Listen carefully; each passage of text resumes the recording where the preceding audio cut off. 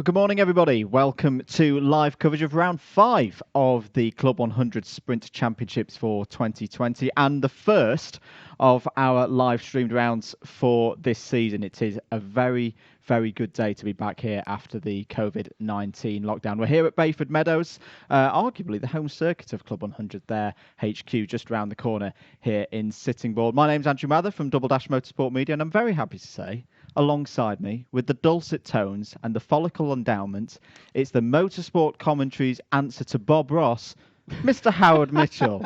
You didn't tell me. I didn't tell you how that. You were going to intro that. No, hello everybody. Yes, I still have my lockdown. He does. My lockdown do. But it is fantastic to be back here giving some coverage of Club 100 Sprints, round 5, as Andrew says, here at Bayford Meadows. Actually, it's been ages since I've been down here, mate. We were talking about this. It's actually been like 6 years since I came down here. But anyway, it's great to be back here. Fun circuit.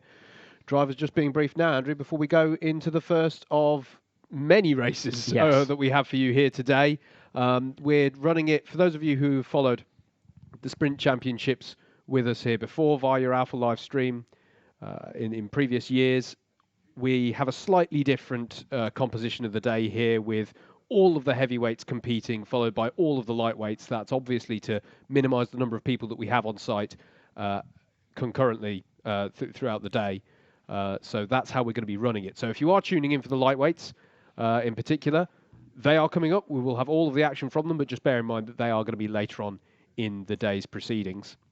You can get in contact with us in various methods today. In the YouTube comments, a couple of people saying hello already. Hello to Joshua Neve, who's asking who's ready. We're ready, just about. Hopefully the drivers are ready as well for some good action. On Twitter as well, we're using a new hashtag today. Hashtag Club100Live. Use that one. We can get your comments here in the box. Let us know who you're looking out for and cheering on in the action today. So as Howard says, heavyweights will be running out first. In terms of each individual's format for the day, it's pretty much unchanged from last year. So 3 heats, random grids, basically have 1 from the front, 1 from the middle, 1 from the back. Drivers' performances through those heats will determine the grids for the finals. We'll have a C, B and A final with promotions from each of those. So you can, if you've had a bit of a bad day, race through from the C final up into the A final. We have seen it done before. And we'll also be talking about our classes as well. So C1, C2 and C3. The new C3 class. In fact, this is going to be the first time that we've seen the C3 class in action. So a class specifically, almost think of it a little bit like a rookie class. Drivers with less experience trying to prove themselves through to get it into C2. They have to start from the back of each of the grids. Now, this is a change that we saw from last year where that kind of mix of faster drivers from the back, less experienced drivers in the middle. We've decided, let's pull those less experienced drivers towards the back of the field, give them more of a bit of a steady start and a racing chance in that one. And just to finish off on those subclasses, we do have the additional class in heavyweights, of course, the super heavies as well. So there's actually 4 subclasses to take account of this morning. There's something for everybody to race for, pretty much. And don't forget as well, as we go into these heats, it's not just about determining the grids. It's 20 points on offer for a heat win, 20 championship points on offer for a heat win, with 130 points on offer for the win of the ultimate A final at the end of the day. So that's all to look forward to. Don't forget, as Andrew says, keep your comments coming in. We've got all of the comments today. We've got the hashtag on Twitter, hashtag Club100Live. We've got the YouTube comments, and we've got the comments coming in on the Facebook stream that's on the Club 100 page, unless our producer's going to start waving wildly at us. The Club 100 page on Facebook. But we're also going out on all sorts of pages. We're going on Alpha Live. We're going out on our humble little page over at Double Dash Motorsport Media. And if you are on that page, just hit that like. Give it a like. Give that like button or follow. Whatever the equivalent is on there. I've gone blank right now, but give us that. So hello to that and all of the pages that we're going out on Facebook. Kart Pulse as well. Kart Pulse, we've missed Kart Pulse. Hello to everyone on there and Kart Magazine. Indeed. So hello to everyone watching. Get your comments coming in. Interact with us. We love to hear from you as we return to showing you live-streamed Club 100 sprint racing action for the first time in 2020. We did the BUKC, bits of the BUKC earlier on in the year. Yep. That was there for you to enjoy, but this is our first time doing the Club 100 own their own sprint championship this year. So it's fantastic to be back doing that.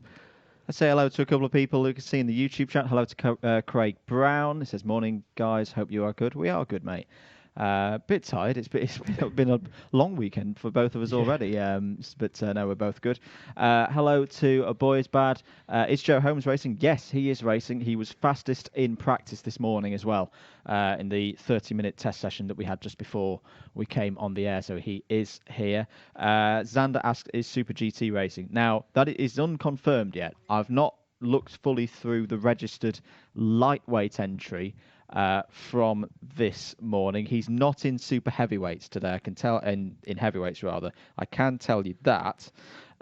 So we'll see if Steve's around for lightweights, because I know there was a rumour that he was changing classes. Where is Lewis Hamilton? He is not here. He is one person I can say is definitely not here. He is quite busy at Monza this weekend. But no, keep those coming in. If he finishes far ahead enough of the field, he might have time to drive back here. But nothing's planned. Indeed. But yes, 62 of you watching at the moment. Thank you very much, guys. If you can share the stream as well, that would be fantastic. We are still, I'm just looking outside, still in driver's briefing at the moment, but we will be getting ready for heat number 1. We should say all the heats are 7 minutes long. No +1 lap either, so once the 7 minutes is up, the next time the drivers cross start finish, that will be the end of the race. Finals are 12 minutes. C final, we'll see 4 promotees from the C final into the B final. From the B final to the A final, it will be 2 promotees. Now that's pretty much all of the format. Yeah, it is, mate. And you were just answering the question about Joe Holmes. The heavyweights is an interesting one at the moment in terms of championship scores, because one of the things that you've got to bear in mind is that in Club 100 we often run, and indeed in the case of the sprints we do run, a system of dropped scores across the championships.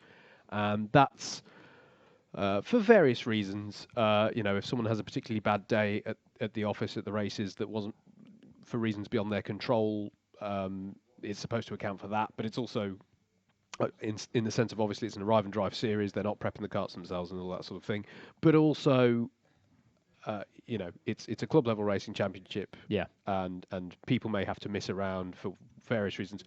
This year, perfect example of where plans have been disrupted in various different ways. So Joe Holmes is a great example in that he hasn't been to every single round so far, but he has got 2 finals wins to his name. So he's got a really good championship score once it's taken into account. But if you go to the championship table right now at results.alphatiming.co.uk and click on Club 100, by the way, for that, if you look at that, he's currently like 14th in the table. Yeah. But he's probably got a shoe in for the going for the win, given his scoreline at the rounds that he has been at. So he is here today. Adam Wright is here today, another driver who's in that situation within heavyweights. Andrew missed one of the rounds, missed round 2, but has been having a really consistent scoreline. Stephen Downs as well he has been to all of the rounds, but he's currently sat 4th. It's going to be interesting to see how he gets on. And of course, championship leader at the moment, Anwar Burrell Smith, is here competing as well today. So we've got a lot of people at the sharp end of this heavyweight championship, and that's just within class 1, of course. But anyway, briefing's just finishing up. It's time for us to head into the racing. We're going to go into heavyweight heat number 1.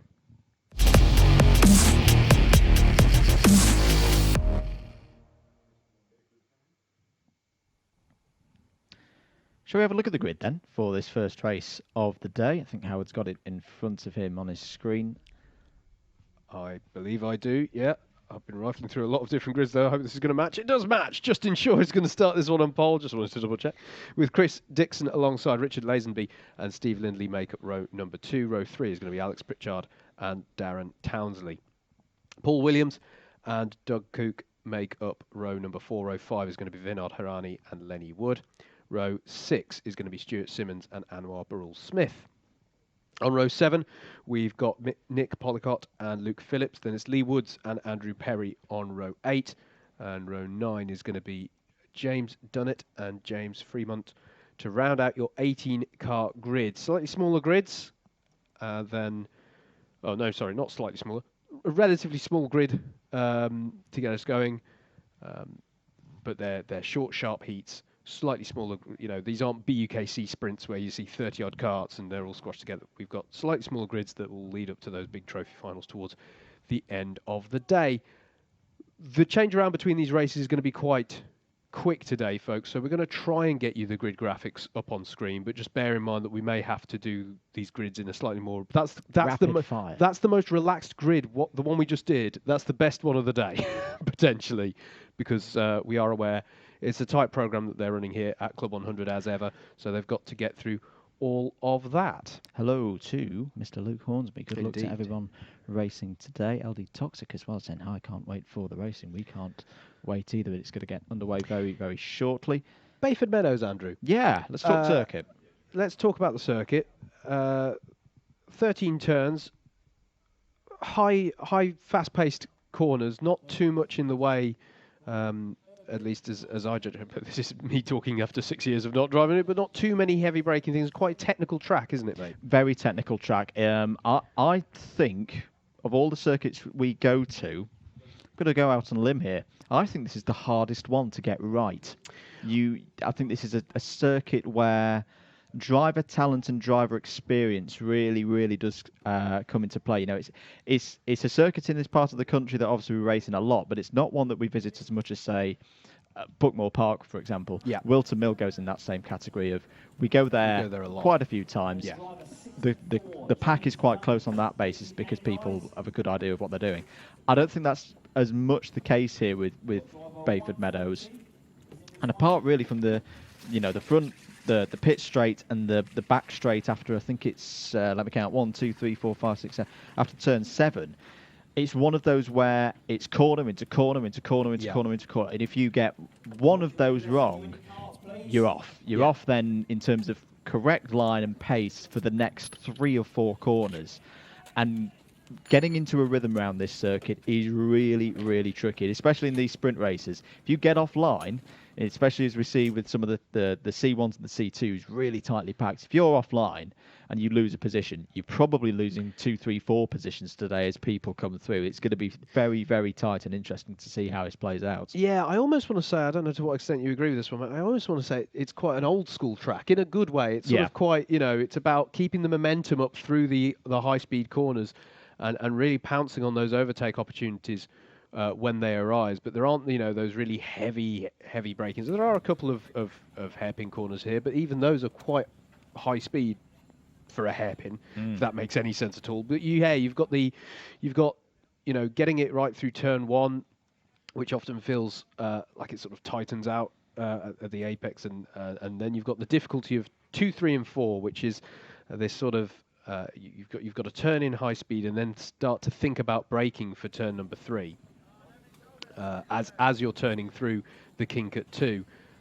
It's quite it takes some getting used to, this circuit, for certain. As I say, I don't think I ever quite got used to this track. No. So it's going to be an interesting one to see how our drivers get on with that. That was not me saying, no, you've never got used to the track. I was saying, no, I've never got used to it either when I've raced around here. There's 130, Chris Dixon. Expect to see some good results from him today. He's an experienced driver. Whistle has been sounded. That means drivers can start up their engines. Drivers will roll out on circuit. We should, I may be going out on a limb here and saying we'll be having some short practice laps ahead of this one, because for some drivers this will be the first time they've been out on circuit this morning. Not everyone will have taken part in the 30-minute pre-practice session that was at, what was it, about 9 o'clock or 9:30. There's Paul Williams, the distinctive grey metal suit and helmet combo. Anwar Barul-Smith there, number 3, your current championship leader. We run through the full championship standings as they are at the moment. No, I only talked about the main protagonists at the front of Class 1, mate. Let's have a look at those then. So Anwar Barul-Smith, going into the racing today after 4 rounds of the 10-round season completed, is your championship leader on 736 points. And that's a quite good lead at the moment over Stuart Jones in second place on 695. Jeff Lamb is 3rd overall and 3rd in C1 on 685. Stephen Downs is 4th on 681. Then there's the first of our C2s, so the intermediate class in our sprint series. He's 5th overall leading in C2, as we say, on 680. So it's a good lead for him at the moment. Sean Briley is in 6th place on 662. Oliver Moss, 7th on 660. Dave Longman is 8th on 643. Then our reigning super heavyweight champion and driver of the year last year in Club 100 2019, Richard Allen. He's your top super heavyweight at the moment in 630 in 9th. Then come a few more of our C2s. Alex Pritchard, 10th in points overall, 2nd in C2 on 630. Then Lewis Ridd, 11th overall, 3rd in C2 on 621. Jordan Salter is next, 12th overall, 4th in C2 on 615. I just want to give a shout out as well to Bill Taylor, 2nd in super heavyweight at the moment on 610. Ben Bennyworth, 3rd in super heavyweight on 538. And let's also give a notice to our C3s. Wayne Dunham, currently your C3 leader, 32nd overall in points on 453. Nick Policott, 2nd on 450. And Sonny Cundy is 3rd on 417. Watching the final chicane here, which is going to be a crucial one to get right coming on to the start of each lap. As we said, important to carry the momentum around here. I just want to make a note as well, whilst we're watching these practice laps, on number plates and their colours. So if you can see drivers with a yellow number plate, those are our Class 1 drivers. Blue number plates with the white numbering, those are Class 2 and Class 3. I think they are sharing the same. I'm not sure we had enough different colours of number plate at our disposal to denote those two classes separately. So if they're blue number plate, I think they're Class 2 or Class 3 today. And then the green number plates are our super heavyweight driver subclass. So those are the different number plates to look out for. There are no duplications across that. So even though there are multiple classes, there is only one instance of each number in the entire field. And if you're tuning in to support a particular driver over the course of our streamed rounds this season, then it makes it's good practice to learn and remember the number of the driver or drivers you are supporting, because they carry that throughout the season. There's Alex Pritchard. The Applewood independent driver has come here today in his beautiful Ferrari, which I thought the best thing to stick next to it would be my slightly mucky, slightly rusty third generation Mazda MX-5. I'm sure he appreciated that one. I quite like it because, I don't know if you've noticed, mate, but where I've parked my car is exactly in the eye line from this room. Oh, yes. So when everyone's stopping in our room here to look at the Ferrari outside, I can... What they're really looking at they're is really Suzuki looking Swift. Yes, that is exactly it. That is exactly it, mate. It's one of those, like, I like the Ferrari, but that's just better. Exactly. Exactly that.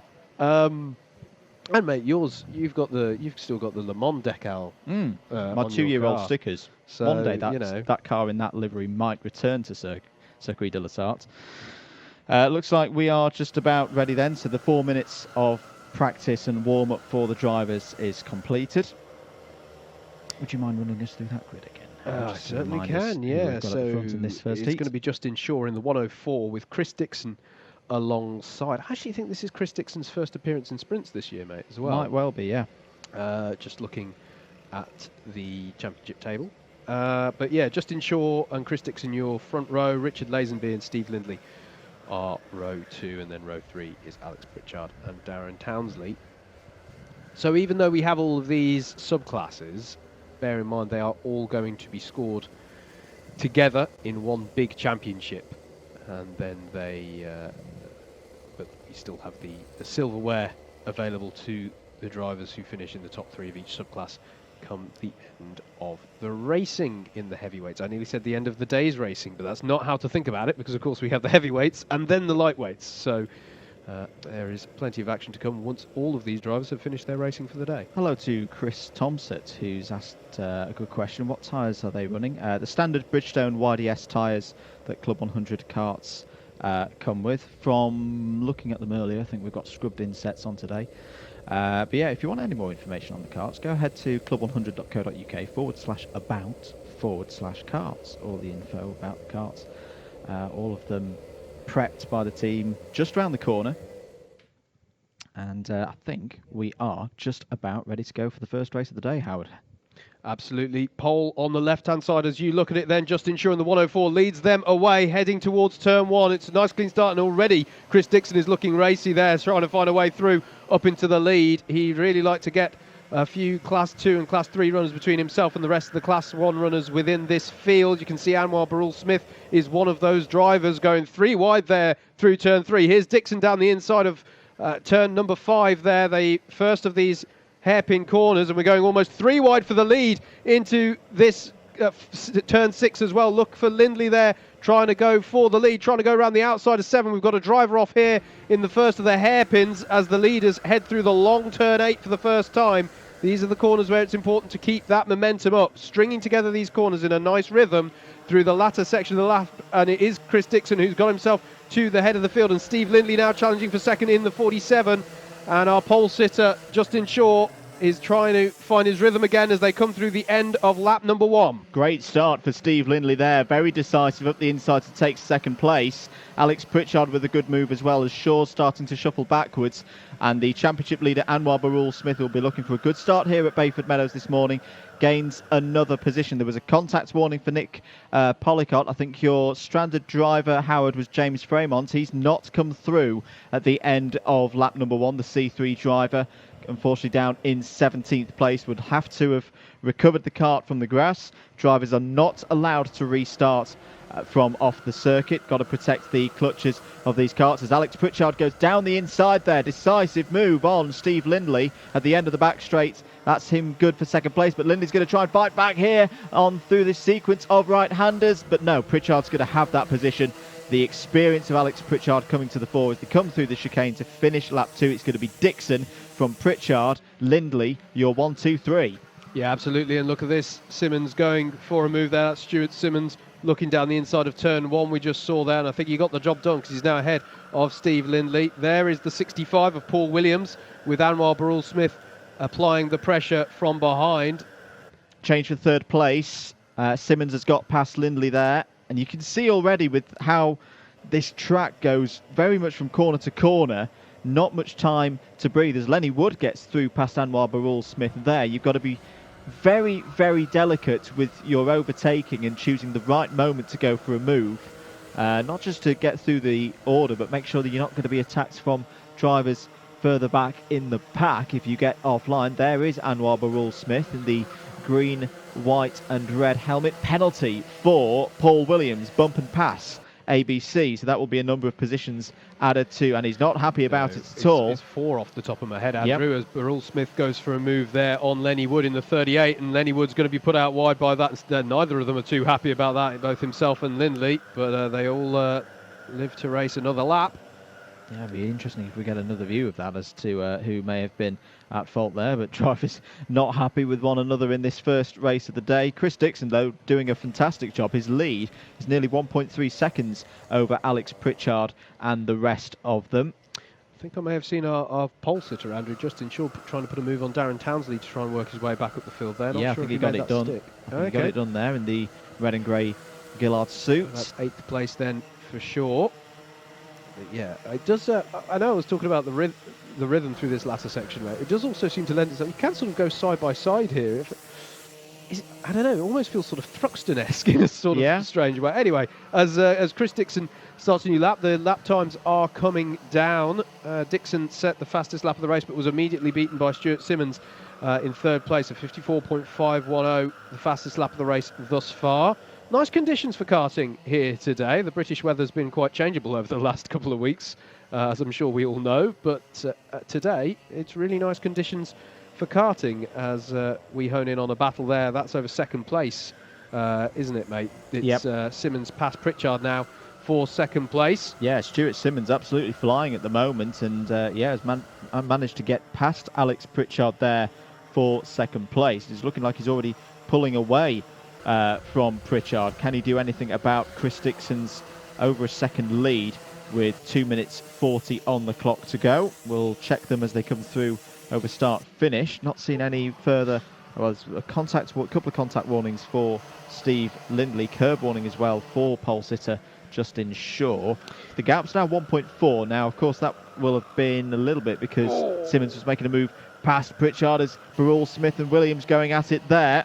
Yeah, very robust overtaking attempt there from Barul-Smith, and very robust defence, it has to be said, from Paul Williams as well. And it's allowing Lenny Wood to try and get stuck in on this as well. As was that our stricken drive from? No, that was Lindley to the side there, wasn't it? And I think it was James Fremont pulling off to one side, just letting those drivers through. So unfortunately, James is a lap down after his incident on lap number 1. 2 minutes of this one to go.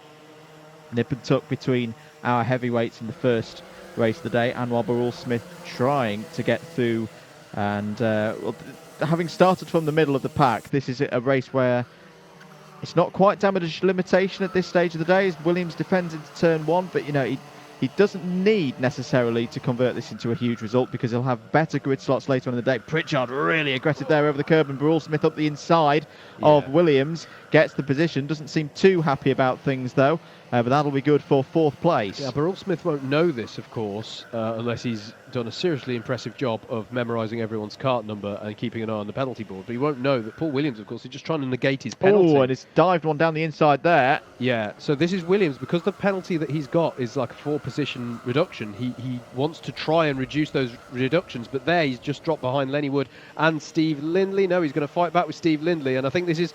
Paul's an experienced driver. He's racing very robustly here, because he's trying to clinch on to those positions, because it's the positions that will count when his penalty gets applied post-race. We're on to the last lap then. Chris Dixon is in good control of this one. He's got a 2.4 second lead over Stuart Simmons and Alex Pritchard. We're focusing on this battle over 5th place now between Lenny Wood, Steve Lindley and Paul Williams. Williams, as we mentioned, has got that 4th-place penalty to be posted at the end of this race. At the moment, Justin Shaw, Darren Townsley, Richard Lazenby and James Dunnett will benefit from that, as Williams is down the inside of Lindley for 6th place on the road. Lindley fighting back though. Really good stuff there from Steve Lindley. But here is Chris Dixon. We've not seen him in a while, but this has been a very, very good return in the first race of the day for the driver of the 130. I can't help but wonder if he's going to try and angle to get that many points in our trophy final, mate. With the number 130 on his car. Yeah, it's the only driver we can do that reference with. Here he comes then. Chris Dixon takes the first win of the day in heat number 1. It's going to be Stuart Simmons in 2nd, Alex Pritchard in 3rd. Anwar Barrell-Smith fights up the order to finish 4th. Lenny Wood in 5th. Paul Williams in 6th, but does have a post-race penalty to be applied. Then it's Steve Lindley in 7th. Justin Shaw finishes in 8th. Darren Townsley 9th. 10th for Richard Lazenby. James Dunnett in 11th. Luke Phillips finishes 12th, but has a cone penalty that he picked up in the last couple of laps to be applied for that. Andrew Perry in 13th, and it's Nick Pollacott, Lee Woods, Vinod Hirani, and we saw James Fremont having a drama that left him on the grass during lap number 1. Intriguing first race, that. A lot of... as there's trouble there for Vinod Hirani. 3 wheels on the kart. Well, did that happen? No, I don't think that did happen after the checkered flag. So, yeah, that is not good news for Vinod. It puts him to the bottom of the order, or almost the bottom of the order. Yeah. So we're going to get ready then for heat number 2 of the heavyweights. That's coming right up.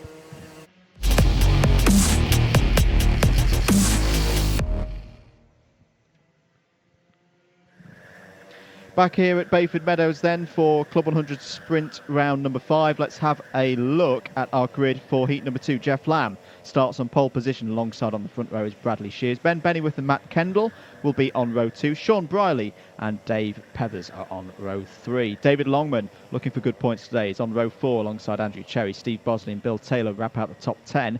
Miguel Hall and Stuart Madden have work to do from row number 6. Jaden Cadigan and Wayne Dunham, current C3 leader, are starting on row 7. Jason Bear and Richard Neal go from row 8. Martin Robinson, Simon Kavanagh on row 9.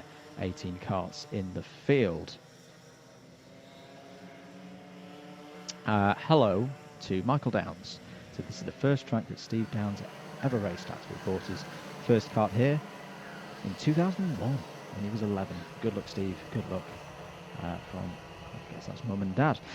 Thank you very much for that comment. Keep the comments coming in. Yeah, 4th in the championship standings at the moment, albeit I do keep cautioning everybody who's keeping an eye on this championship.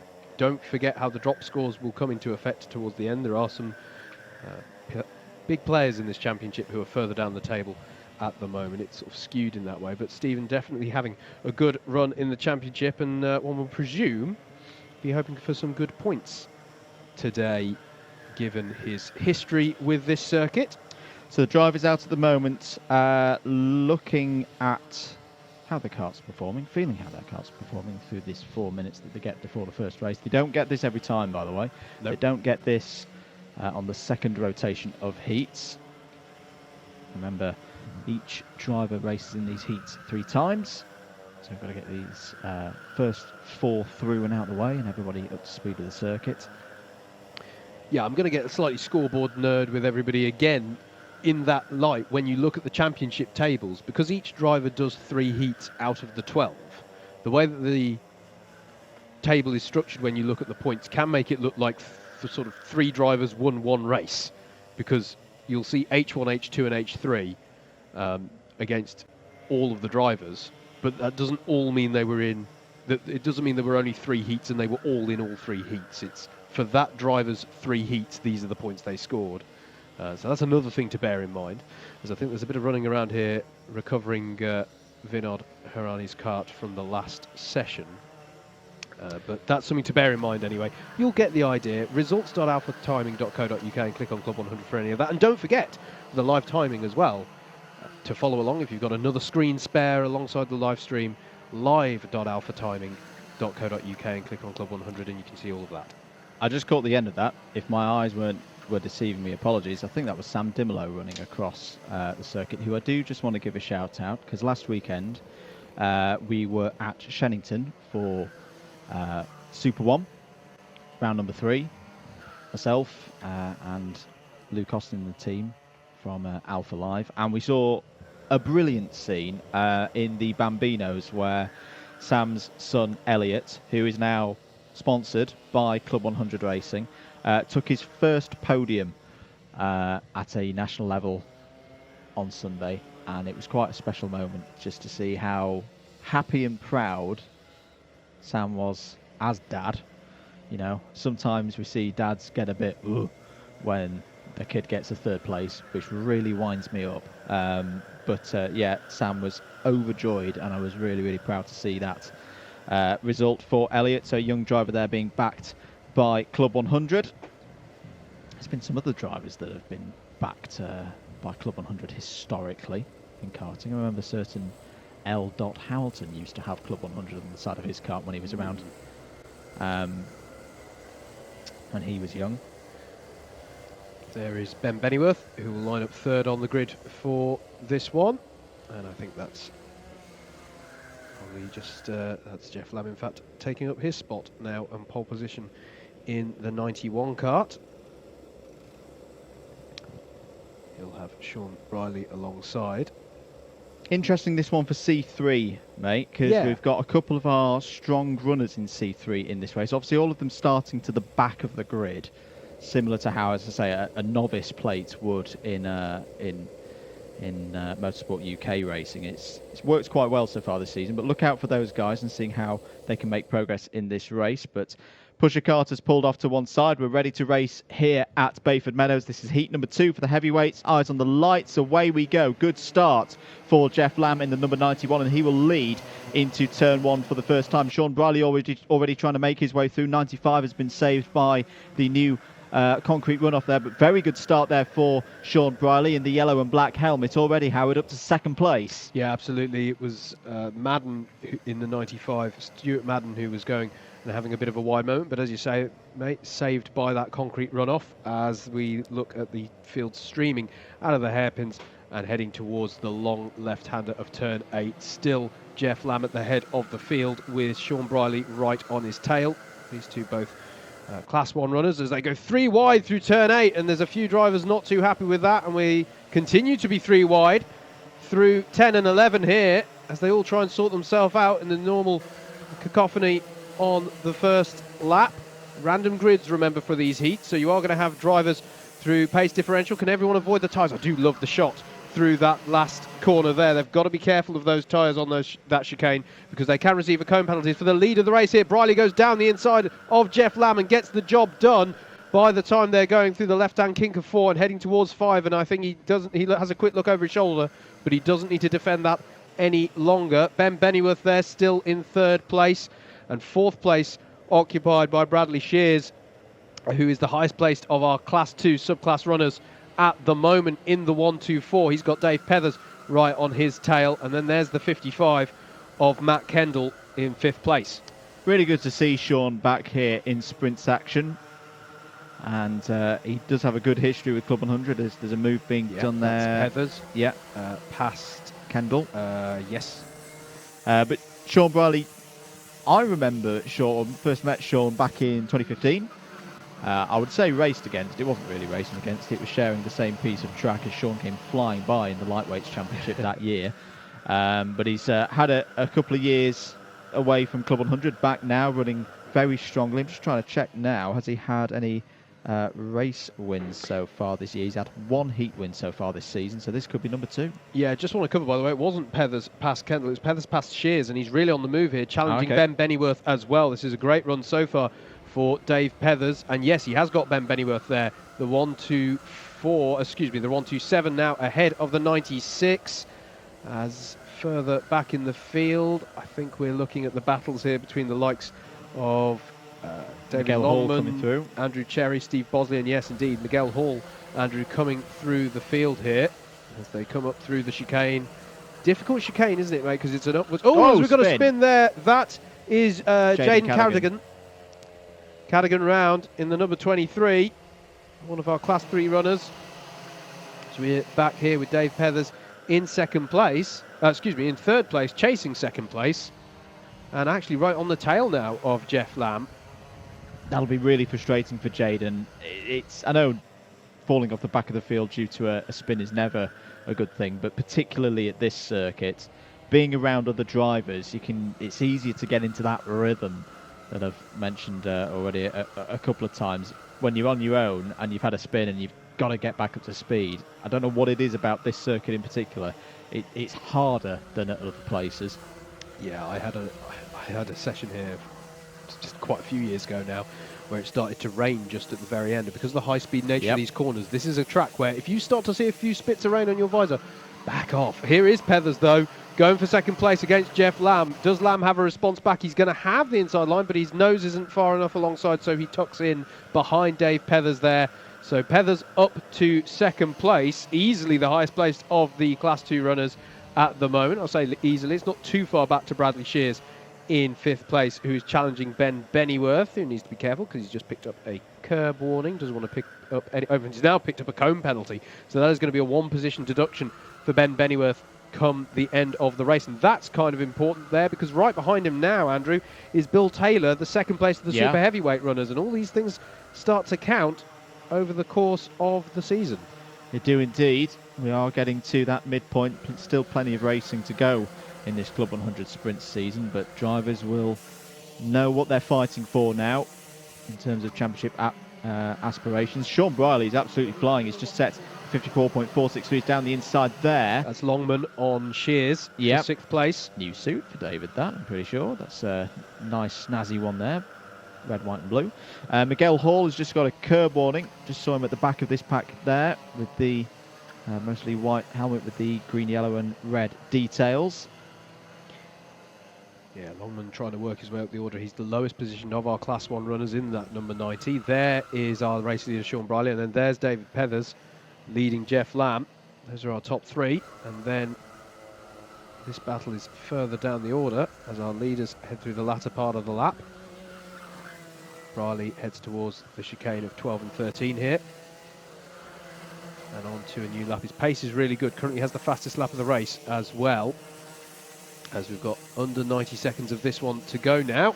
Has had some good form in the finals, was 3rd in our final at the last round of this championship. Sean Briley, as we say, returning to Club 100 as Dave Longman goes down the inside there of Ben Bennyworth, gets that position on track. So Bennyworth and his penalty from now relegating behind Steve Bosley, as I think that's Stuart Madden trying to execute a move on Miguel Hall there, and clearly felt that Hall was closing the door somewhat, but the bit of that we saw looked fairly okay to me. This is Madden, of course, trying to make up for he had that wide moment at turn 1, didn't he, that put him pretty far down the order. So I don't know if he feels on pace he should be a little higher up at this stage. We've got 1 minute of this one to go. Sean Briley comfortably in the lead there, ahead of Pethers and Lamb. And then there is Bill Taylor. We missed Bill Taylor getting by Ben Bennyworth, but obviously Longman's now got past Bennyworth as well. So Taylor got by on track. Didn't want to wait for that penalty to grant him the highest position of the super heavyweights. He got by on merit. Here's Sean Briley then, looking to close out his second heats win of the season. Miguel Hall looks to have got past Madden this time, and Kendall's involved as well. This has been fairly straightforward for Sean. He's kept things calm, used the good grid position that he had to get to the front, and he's going to take a good victory here. A driver who, as we mentioned, from my memory, last ran consistently in sprints some 5 years ago when he was in the lightweights championship, finished third that season. But here is Sean Briley to take his second victory of the season there, and that's a good win for him ahead of Dave Pevers. Jeff Lamb is going to be third, Bill Taylor fourth, Dave Longman, good points for him in fifth, Ben Bennyworth sixth but has penalties, Steve Bosley, Miguel Hall, Stuart Madden and Bradley Shears wrapping out the top 10. Matt Kendall, Andrew Cherry, Wayne Dunham, top C3 runner, key for him in his C3 effort, ahead of Simon Kavanagh, Richard Neal, Jason Bear, Martin Robertson and Jaden Cadigan, who had that spin in the middle of the race. As quickly as Andrew has said that, they've pulled into the pit lane because pit entry is beyond the finish line here at Bayford Meadows, and the next racer has gone out for their warm-up laps. So it's time for us already to look ahead to heat number 3 for the heavyweights.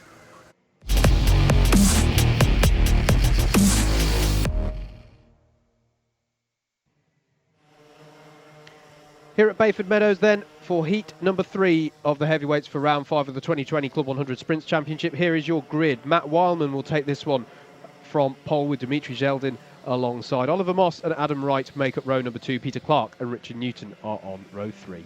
Row 4 is going to be Tim Hill and Blake Temperley, and then it's going to be Alan Wildman and Nick Trafford on row number 5. Row 6 will be Richard Allen and Jonathan McAddy. Jason Small and Tim Williams will make up row number 7. Row 8 will be Ryan Baines and Karolis Janjenis, and then it's going to be Lewis McKinnon on row number 9, with, I believe, Sonny Cundy is going to be alongside him, although he's not on the graphic there. So I think he's going to round out an 18 kart grid by my count, mate. So, and I think Sonny's got a few highest placed Class 3 runs in this season, hasn't he? Yeah, he has. We've been reviewing that on our Double Dash Motorsport Media podcast, shameless plug time. But when we've been having a look at the rounds so far, we review all of the rounds, so if you do want an in-depth analysis of this one, we will be putting that one out post this event as well. But yeah, so our 18 drivers are out on track, just warming up for this one. Coming thick and fast here are the races, as is the nature of this format, with the 12 heats ahead of the trophy finals. And as we've been saying, 20 points still on offer for the wins in this one, and it increments down in 1 point for each position. So second will get 19, and so on and so forth down the order. Hello to Typhoon, who asks, is Peter Clark racing this weekend? Well, if it's the same Peter Clark who's number 93 on our entry list, he's in this very race. There he is. Yeah, straight through shots. That was brilliant. That was on cue.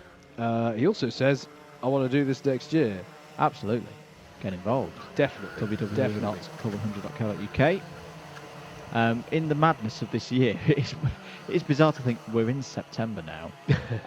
So 2021 plans won't be too far away. Normally they get announced around November. Some of you might be putting a disproportionate amount of time towards looking ahead to 2021 and planning that. I just wanted to get 2020 done. Yes. So if you have hopes to go racing in 2021, head over to club100.co.uk. All of the information is on there. If you have any questions, there's Club 100 has its main presence is on Facebook these days, but you can of course call the office and they will be more than happy to help sort everything out. And we practice what we preach, don't we, mate? We take part in we do Club 100 racing as well as talking about it on the sprints. We really do have an affinity for this championship, and would say if anyone out there is thinking of doing this, give it a go. Definitely give it a go. It's a really great way of going racing. Good morning to Mr. Matt Hale from the G3 Pro teams in the endurance events. He's asking, hi guys, what have I missed? Who's winning so far? We've had 2 heats. Chris Dixon took heat number 1 ahead of Stuart Simmons and Alex Pritchard and Robert Earl Smith in 4th. And the heats that we've just had, heat number 2, Sean Briley winning from Dave Pethers, Jeff Lamb, Bill Taylor and Dave Longman. So Can I just take this moment to give a genuine shout out Oh, to the G3 yes. Pro team? Thank you for helping me with a last minute tyre change on my car after the British 24 hours. Yes. When by rights you should have been absolutely shattered from a 24-hour race and not been in the mood to help me do a tyre change, but you did afterwards, so I really do appreciate that. So shout out to all of those folks on the G3 Pro squad, because yeah, they helped me get going. I'm seeing G3 Joe running around the paddock as well. We wait the appearance of the number 1 later on in this morning's running. Absolutely. So 18 karts now getting themselves lined up for the rolling starts that we have here in Club 100. We always do rolling starts in Club 100. Not least because that's kind of the traditional way of doing it in karting, but also these karts used to be clutchless, and so a standing start would have looked extremely undramatic with the lights going out and the karts going nowhere. These days the clutches are there on the karts, but we still stick with the rolling start format. Quick couple of questions about Young Drivers Championship, which obviously is running for the first time here in 2020. There was a round last weekend at Rye. Open to drivers between the ages of 14 and 18. As far as I'm aware, the plan is to run it again next year. So if that is you, if you're a new driver, do have a look at that as well with the other championships that were run. But here we go then for heat number 3. Bit of an odd start. The pole side of the grid gets away very well and will lead into turn 1. Not seeing any restart flags at the moment. There is a false start now. I thought that would be. Yeah, I thought that would be a false start. So we'll go around again. Hands in the air. There is the full start flag. Lovely demonstration of waving it. Some of the drivers with their hands in the air, they're suggesting they were out of position, weren't happy about something with regards to that. That is one of the things, of course. You've all got to find your place in the grid after you've done your warm-up laps. Often seems, I remember when I started doing this type of racing, mate, that seemed like the hardest thing in the world. But it's a relatively simple. If everyone remembers the sort of immediate 2 karts in front of you that you should, and what the back of those people look like, it all sorts itself out if everyone's in the place where they should be. But clearly some of the drivers unhappy with that, but Matt Wildman has resumed. Matt's about how you looked more knackered than us, Howard. That's probably I'm very make no true. comments on that one. But yes, let's see if they can get this one going again for the second time. Just say about our pole sitter as well, Matt Wildman has been having a very strong season in the E60 Championship. Yeah. Has had some good results there in that series that has taken the place of the Teams Endurance Championship this season. Has been some good fun to be involved with so far. That not here this weekend. They had their corresponding round at Rye House last weekend. But we are ready once again. Heat number 3, take 2. 1:31, Matt Wildman on the left of your screen.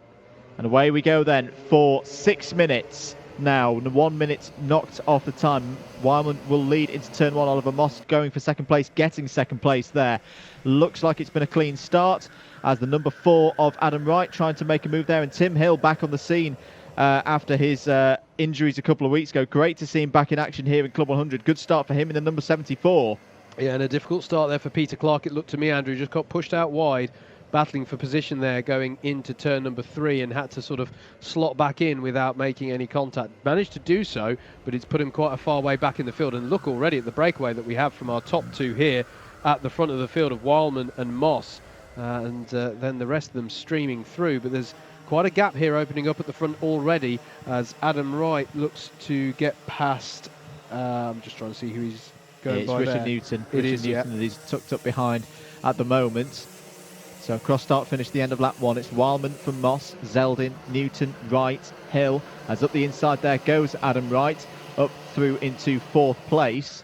Also making a good start. Richard Allen up 3 places on that first lap. Tim Williams up 2 places. Lewis McKinnon and Sonny Cundy have been on the move as well in the C3 category. And look at the defensive driving there from the number 82 of Richard Newton. And Nick Trafford in there as well. Yeah, Richard Allen just got by Nick Trafford. There's actually quite a few super heavyweights represented in this field, Andrew. It's the sort of, as I said, random grids, also random which heats these drivers are in. And there's quite a super heavyweight derby there. There's more defending there from Richard Newton against Tim Hill there in the 74. And there's a contact warning for Hill, for both of them indeed.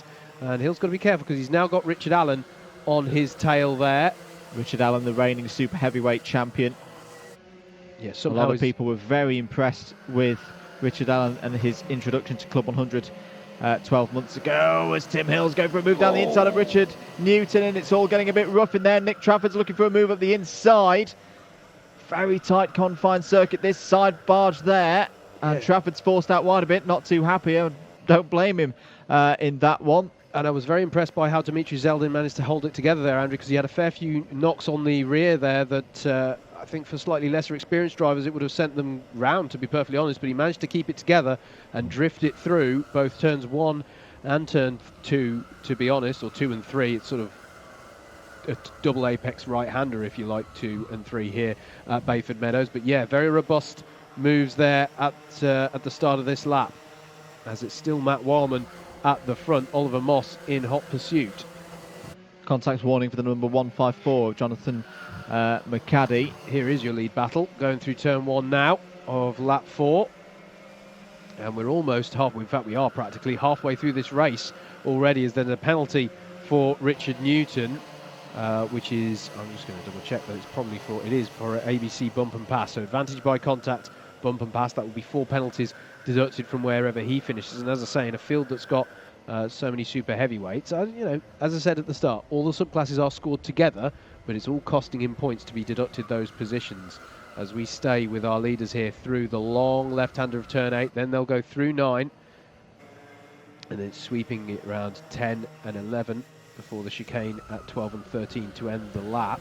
I've got a comment to make about Matt Wildman's helmet. Either it's a helmet design that I haven't seen before, or I've just never noticed the quite nice burnt orange detailing there, because I'm always behind him. Yeah, there you are. You see, it's just to see the back of it is just a silver helmet. Yeah. Hello to Peter O'Connor, by the way, saying Matt Wildman, a very fast driver, lots of experience from cars. Great coverage as always, Alpha Live. Thank you very much, Peter. It's great to see you at PFI a few weeks ago for the non-championship special 6 hour. These two working well together at the moment, doing just what they need to do. No point fighting at this stage of the race. Adam Wright 3 seconds further behind, but a very quick driver. If they start holding each other up, Adam Wright will take the chance to pull them in. Yeah, it's going to be interesting to see his pace at the end of this lap, actually, Andrew, because I think it's the first one that's not been disrupted by having to think about either passing people or worrying about those behind him trying to execute a pass. As we're further back in the field, we're back with, that's Zeldin in the 21, battling away with the likes of Nick Trafford and Jonathan McCaddy, who's had a penalty. He has had a penalty for contact, so there's going to be a few. The provisional results of this one are not going to be a completely accurate reflection of how the points will be awarded. So our 3 C1 runners that you see on the left-hand side of your screen, denoted by the yellow number boards, they're through and clear of the rest of the field. Just to mention C3 as well, Tim Williams currently is your C3. Oh no, apologies. Actually, no, he will be once penalties are applied. So Tim Williams currently your effective leader in C3. He's got ahead of a couple of the super heavyweights as well. 1 minute to go here. Where are our leaders? They should be coming around to start a new lap. This will be the last lap of the race. Matt Wildman, can he hold on? Ahead of Oliver Moss here at Bayford Meadows. Now they may start fighting because they've got over 4 seconds clear of Adam Wright. Thing is here, Andrew, it is one of the harder circuits to set up those overtaking opportunities. We've seen robust attempts because drivers are trying to prize open the opportunities. That was perhaps one of the only classic opportunities there, and he got very close. There was contact a little bit on the rear of Wildman's kart there with Oliver Moss, but one can't help but think, mate, that was probably his last, at least of the conventional opportunities he's going to get on this last lap as they come here into the final part of the lap through 10 and then the right-hander of 11. And I think that Moss is going to settle at this point going through 12 and 13 with this one as Matt Wildman comes through to take the win in heat number 3 of the heavyweights for round 5. Oliver Moss with a strong second place there. Adam Wright works his way up to 3rd. Tim Hill 4th and the highest place of your Class 2 runners. Richard Allen in 5th and the highest place of your super heavyweight runners. Nick Trafford in 6th place. Jonathan McCady in 7th, but does have a penalty for contact to be applied. Dimitri Zeldin in 8th. Tim Williams in 9th.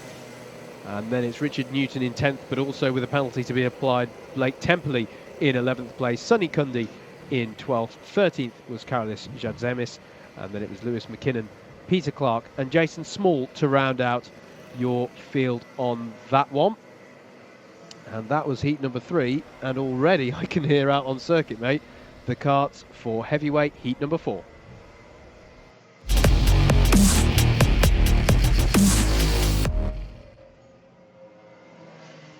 Getting ready then for the last heat of the first rotation. Here's your grid. Howard, take it away. Joe Holmes will start this one on pole with Roy Grassi alongside Rory 7 and Jonathan Elliott are row number 2. Row 3 is Stuart Jones and Lee Henderson. Lewis Ridd and Steve Downs will be your 4th row of the grid, and then it'll be Jordan Salter and James Workman to round out the top 10. Row 6 is going to be Kieran Chigsey and Jonathan Purton.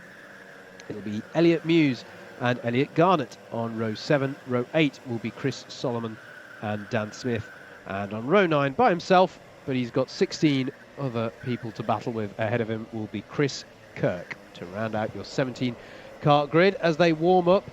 As Andrew says, the last of this first rotation, so to be absolutely clear, there's 12 heats. Each driver does 3 heats, but each driver, that can be further subdivided into sort of 3 groups of 4 heats, of which each driver will take part in one of those. So at the end of this heat, all of the drivers will have done at least 1 heat. As they circulate, just trying to make sure that their karts are all up to scratch, up to standard, ready for them to throw them around in earnest in the race through this last chicane. I have to say, mate, I am massively impressed by how little I've seen that tyre wall on either of the apexes. Said that. I just said I'm surprised. That can't be a commentator's curse, can it? Oh no. No. Oh dear. Oh no. I didn't realise that the marshals were listening to us so intently, mate. With great commentator curse comes great responsibility, sir. Or great laughter, and a great, great opportunity. But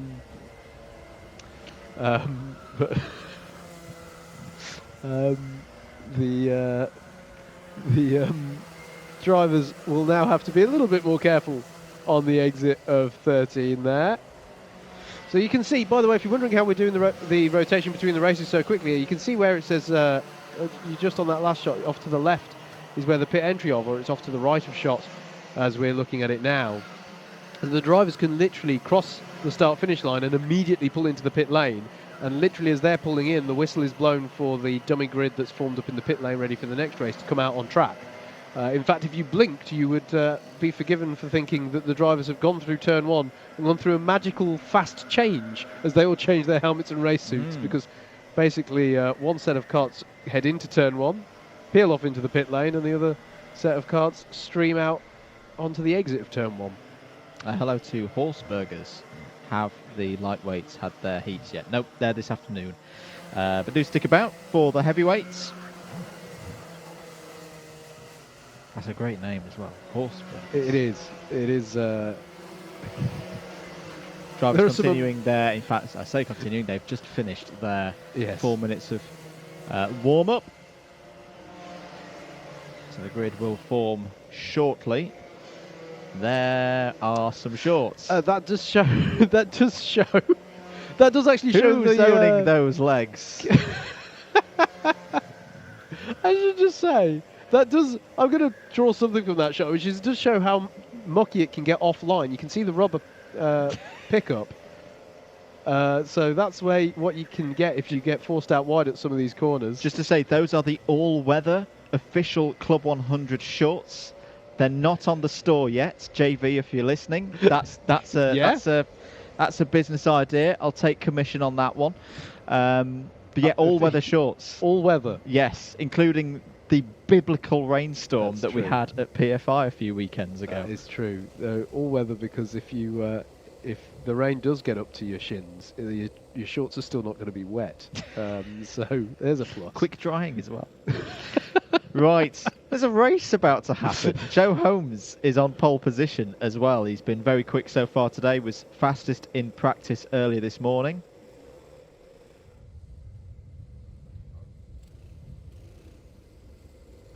Carson has lovely pins. He does.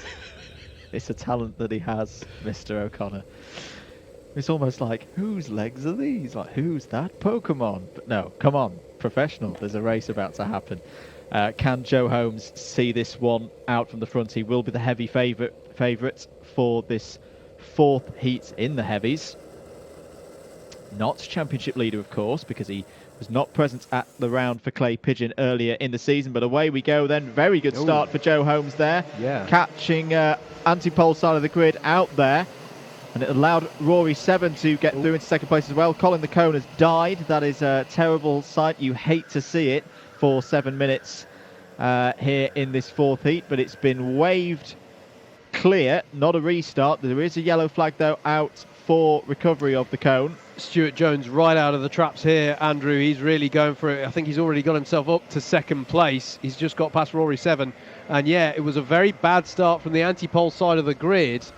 With Roy Grassi was at the head of that line. It almost looked suspiciously good a start from Joe Holmes, but I do think... I think he just caught anti-pole out. Yeah, I think he was just on it with the start of that race.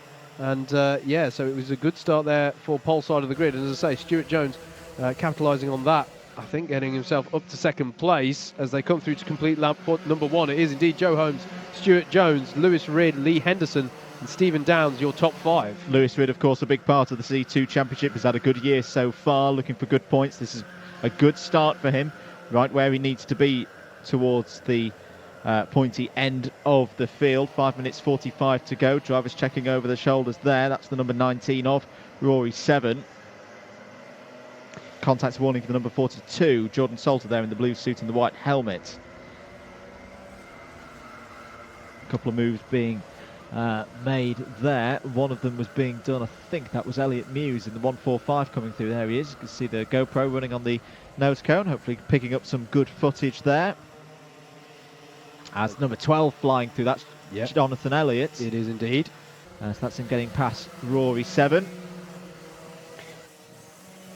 Question coming in on YouTube of do people own these carts? What kind of carts? These are arrive and drive carts. This is Club 100 running their fleet. Maintained just round the corner, of course. Maintained just round the corner. Sittingbourne. But taken around the country to Britain's premier karting circuits, and every so often as well, it has to be said, actually being taken further afield than just the British Isles as well. But yeah, well, the highest level of arrive and drive karting that you can do in certainly within the British Isles, and arguably I think in Europe and possibly beyond that. These are a very high level of arrive and drive karts, but it's that's what makes it such a good way of going racing, though. You can be very versatile in, you know, what you enter, what you choose to enter, and also it does give certain perks in terms of evenness of the machinery that everyone's competing in and all that sort of stuff. Battle for fourth place here. Lee Henderson and Stephen Downs. Downs looking to the inside through turn one. Very nice move there by Stephen Downs. And asks Lee Henderson to work with him to try and catch up to Lewis Ridd. But that was textbook, wasn't it? It was. That was exactly the term that came to my mind, to be honest, mate. That was beautifully done there by Stephen Downs. That is how you execute a move at turn one of Bayford Meadows. Look no further than that right there. And we're going to look at it again. Here we go. Just had the overspeed, went to the inside, and then stamp your authority through there. Beautifully done, cleanly done. That's exactly what you want to do. Fair play from Henderson as well. You know, he could have easily turned in there and made a bit of unnecessary contact, but recognised that Downs is quicker at this stage of the race and could be a help to him to pull himself back towards Lewis Ridd currently third on the road. And see them there sweeping through the right-hander. Back with, this is the battle for second place. I was about to say the lead, but Joe Holmes has disappeared up the road in that manner that Joe Holmes does. So this is Stuart Jones and Lewis Ridd fighting over second place. C1 versus C2 drive. You see it there with the number boards. Yellow for Jones as the C1, blue for Ridd as the C2 runner. But still points on offer, as we keep saying. All scored together, of course, these subclasses. So Ridd would gain an extra point were he to get by. So every position does count in that sense. Moves towards the back of the field. Chris Kirk, just to let you know, has got past James Workman and Elliot Garnett on the last lap. Dan Smith has got past Chris Solomon as well. So that's C3s and C2s fighting towards the second half of the field. Yep. As we're into the last 2 3/4 minutes of this one. On to lap number 6. They're going now. The battle for second. Into turn 1. And Lewis Ridd doing a good job here of following around on the back of Stuart Jones. They've got a bit of a gap there to Stephen Downs in 4th, who's still ahead of Lee Henderson. And look at this. This is Ridd looking down the inside, but that was a bold place to look. And what's more, Andrew, this is relatively early in the race for him to start breaking up the rhythm of the two of them, isn't it? I was just about to say, in terms of the tactics in one of these sprint races, I'd work with Jones at the moment because Stephen Downs has a lot of pace. Yes. Holmes is probably gone, so this is trying to maximise this position and ensure that Ridd gets at least third, gets second, great, but keep Downs as far away as possible. Going for 50-50 moves at this stage of the race is not really what you want to be doing. Yeah, and you can visibly see how much closer Stephen Downs has got on that lap. So it just leaves you just that little bit exposed. And Downs is bringing with him the likes of Jordan Salter, who's just got by Lee Henderson, by the way, for 5th place. So if that all closes up towards the end, you know, Lewis Ridd would suddenly be in a position where he's exposed to a fellow sub-classmate, if everyone knows what I mean by that. So it's not just about having the pace with this sprint racing, it's about knowing when to attack. If you're further down the order, by all means, you know, if you've got the speed, you've got to try and work your way up. But when you're in a slightly isolated battle like that, it can be prudent to work together until the very end when the gloves can come off. We're here with the 62 of Kieran Chigsey, with, I believe that's Jonathan Purton running with him at the moment in this battle over 11th place. It's not actually, it's Roy Grassi, which means Kieran Chigsey has got by Grassi on this lap. As we're on to the last lap at the head of the field then, here is the second place battle, and this is, Andrew, the time for Lewis Ridd to strike if he feels he has the pace, but he's a little bit further back, it looks to me, on this lap. There you could just see at the top of your shot, that was how far ahead Joe Holmes is. He's checked out of this one, pending any disasters in this last half a lap he's got here. But here is the battle over second. Behind them, everyone seems to have sorted themselves out. Here we are then. We have genuinely barely seen this man during this race. But Joe Holmes is doing what Joe Holmes does and controlling this one from the front. Second place battle coming through turn 8 now. Limited opportunities now for Ridd to attack Stuart Jones. I don't really know which words to use for this performance from Joe, apart from impeccable. Brilliant. Joe Holmes takes another victory here in Club 100 from pole position. That looked easy. That looked really easy for Joe. Stuart Jones takes second. Lewis Ridd, great result there. Winner in C2, third overall. Fourth for Stephen Downs. Fifth, Jordan Salter. Sixth for Jonathan Elliott. Lee Henderson in the top 10. Rory 7. Elliot Muse, your winner in C3. Kieran Chigsey wrapping out that top 10. Roy Grassi, Jonathan Purton, Chris Kirk, Elliot Garnett, James Workman 15th, and then here's your battle for 16th. Across the line, Dan Smith takes the position ahead of Chris Solomon. There we go then. That was our first rotation. All of the heavyweight drivers have now done at least one heat, but we go straight into the second rotation, straight into heat number 5.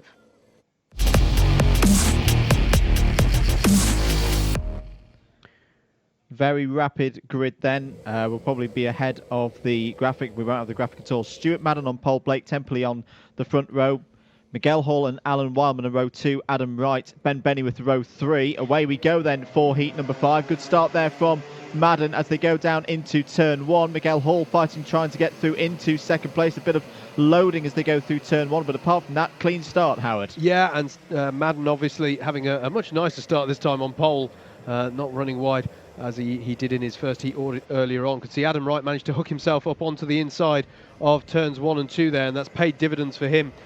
In third place now, challenging, I think it's Blake Temple, he's challenging for second now as they head through the hairpins for the first time. The snake of karts streaming their way through into the second section. No, it's Miguel Hall that Adam Wright is challenging there over second place. As further back, that is the 96 of Ben Bennyworth, trying to make up for what I think was a bit of a frustrating first heat for him earlier on. Andrew, he got the penalty, and he some of the battles that he was in didn't go his way. So looking for a good heat here as he's battling with Chris Dixon into the chicane. Who's coming out on top there? That was Chris Dixon. Lovely pass, one of the first passes we've seen of the day into their chicane as Miguel Hall and Adam Wright battle away over second place, and Adam Wright has got himself on the inside. Is he going to go for the lead as well? No, but Miguel Hall is. Miguel Hall goes from defending against Adam Wright to taking the lead into turn 3, and that's some of the fantastic battling that we have seen from Miguel Hall. I do find him one of a particularly entertaining driver to watch. He's just got that really robust. He's good at getting the battles on in the close pack fighting that you get here in the sprint races. Always found him entertaining to watch, and he's got himself to the head of the field now. So Miguel Hall ahead of Stuart Madden, and Adam Wright is there in third place. Matt Wildman has now got himself up to fourth place as they come round to finish this second tour of the circuit. And there's a slight breakaway here ahead of Chris Dixon, who's now trying to reel them in. And Chris has got Blake Templey, the highest place of the super heavyweight drivers at the moment, coming along for the party as well. As our top 4 stream their way through, Miguel Hall still leading Madden, and Adam Wright now coming under pressure from Matt Wildman. But I think our two... Wildman is going to go for the move down the inside of 6. And then Wright is going to come right back at him into 7. This is lovely stuff, brilliant little dogfight that we get around Bayford Meadow. What about the long turn 8? There we go, Wildman down the inside again. This is a lovely battle, and Chris Dixon is being allowed to get in on this one because these drivers are battling away. I thought maybe, Andrew, they might try and use each other to sort of take on the top 2 here, but they've decided to have their own little battle here within their subclass, and maybe now they'll work. Yeah, Adam Wright there giving the gesture like, let's work together, let's not lose touch with our top 2 here, let's not let Miguel Hall and Stuart Madden get away with it. We can be battling over the lead if we stick together, and Chris Dixon is right with them now. So we've got a nice top 5 breakaway group here at Bayford Meadow with still half of the race to go. Yeah, they look like they're nicely pulling the top 2 in, as well as there's a contacts warning for the number 96 of Ben Bennyworth, currently sat in 6th place on the road. Keep your questions coming in. Ryan Mickliffe is correct. Yeah, at the moment we can't borrow racewear, but normally once COVID's out of the way, then yes, you can borrow racewear. If you do want to join in, don't need to do any maintenance of the carts. The team at Club 100 do that for you. 4 minutes to go.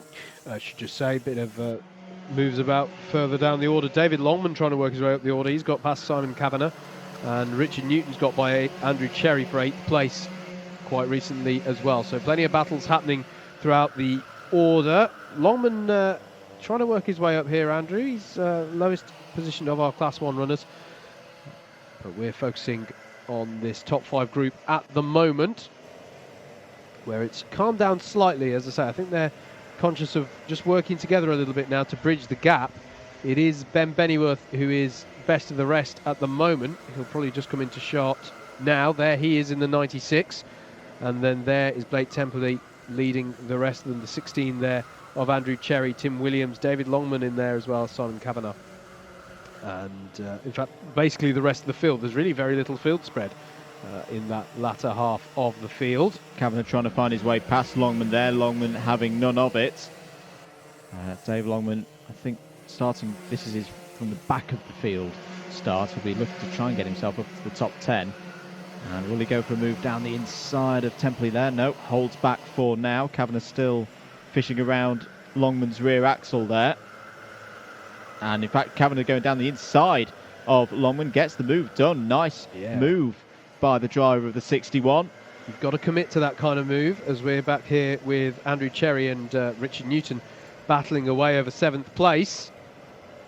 And this is allowing Ben Bennyworth just have a little bit of breathing space there, running in 6th place.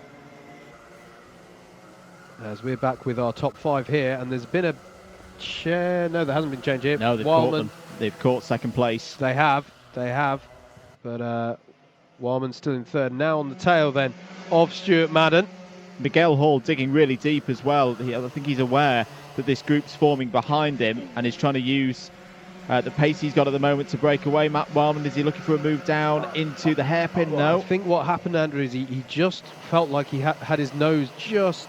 He thought he'd prized open a gap there through turn 1, realised it wasn't on, but then realised he still had to go quite tight in order to head off any attempt from Adam Wright to capitalise. So it changes corner by corner here. Wildman going for a slightly later exit on 7 to try and give himself the overspeed into 8. That means that Madden's wise to it and goes on the inside tighter line for turn number 8. But that means he's slightly slower now, and it's allowed Miguel Hall just to pull a slight breathing gap here, and it means that Madden's going to be, if anything, under even more pressure from these 3 drivers behind him in the form of Wildman, Wright and Dixon as we come on to the last lap. And here we go. Wildman's looking for the opportunity. Madden's going to go tight, but Wright is taking a wide entry to get the switchback, and he has the overspeed, but he can't go anywhere because Wildman is wise to it and blocks him off.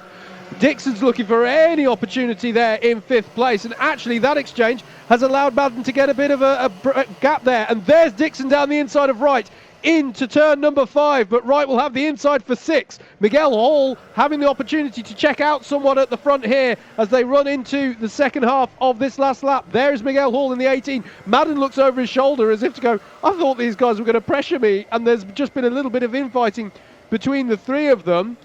Limited overtaking opportunities left here in the latter half of the lap. And so, I think, despite all of that action, it's amazingly going to stay as it is. Here he comes then, Miguel Hall in the 18. As Andrew said, he dug deep, and it's paid dividends for him. He takes the win in heat number 5. Stuart Madden finishes 2nd. Matt Wildman in 3rd. 4th for Adam Wright. 5th for Chris Dixon.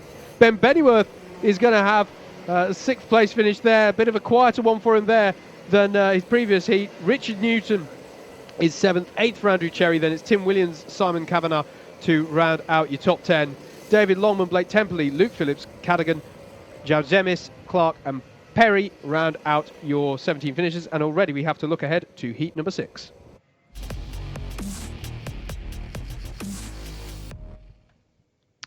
Big grid this coming up for heat number 6. Anwar Barul Smith has pole position. Stephen Downs alongside on the front row. Stuart Simmons and Jordan Salter on row 2. Jonathan Elliott, Richard Lazenby on row 3. Joe Holmes and Dimitri Zeldin on row 4. Doug Cook, Stuart Jones on row 5. That's your top 10. Away we go then once more for 7 minutes here at Bayford Meadows. Great start for the pole side of the grid. Anwar Barul Smith will lead into turn 1. Stuart Downs forced out wide, already losing positions to the likes of Joe Holmes, and Stuart Jones is in there as well. Once again though, Howard, a very good start for the pole side of the grid. Yeah, the anti-pole side sort of melted away there, merged very quickly over to the right-hand side, but of course the effect of everybody trying to get over to the right-hand side is that nobody actually gains any benefit from being over to the right-hand side as they head into turn 1. We don't have the tram lines at this circuit that we do at some tracks, and that means that maybe lane discipline breaks down slightly more quickly at the start of a race, as Stephen Downs there trying to fight back and regain some of the positions that he lost in the early part of the lap. I did see a wide moment towards the back. Someone went onto the grass. I think it might have been Richard Lazenby. But it was just a glance that I got further down the field. Here they come, though, to finish lap number 1. Anwar Barul Smith has been able to hold on to the first place, but Joe Holmes it is who's got himself up into 2nd place, up 3 positions on lap number 1, and that's not too shabby, and quite a strong... Not only... There's actually about the same number of Class 1 runners as there were in the other fields we've seen today, but they were all sort of towards the front of the grid, just in the way that the grids had worked themselves out. I should say, by the way, they're random grids, but they are done in such a way that everyone has the same average grid position over the course of all their heats. I should stress that, so this is fair in that sense.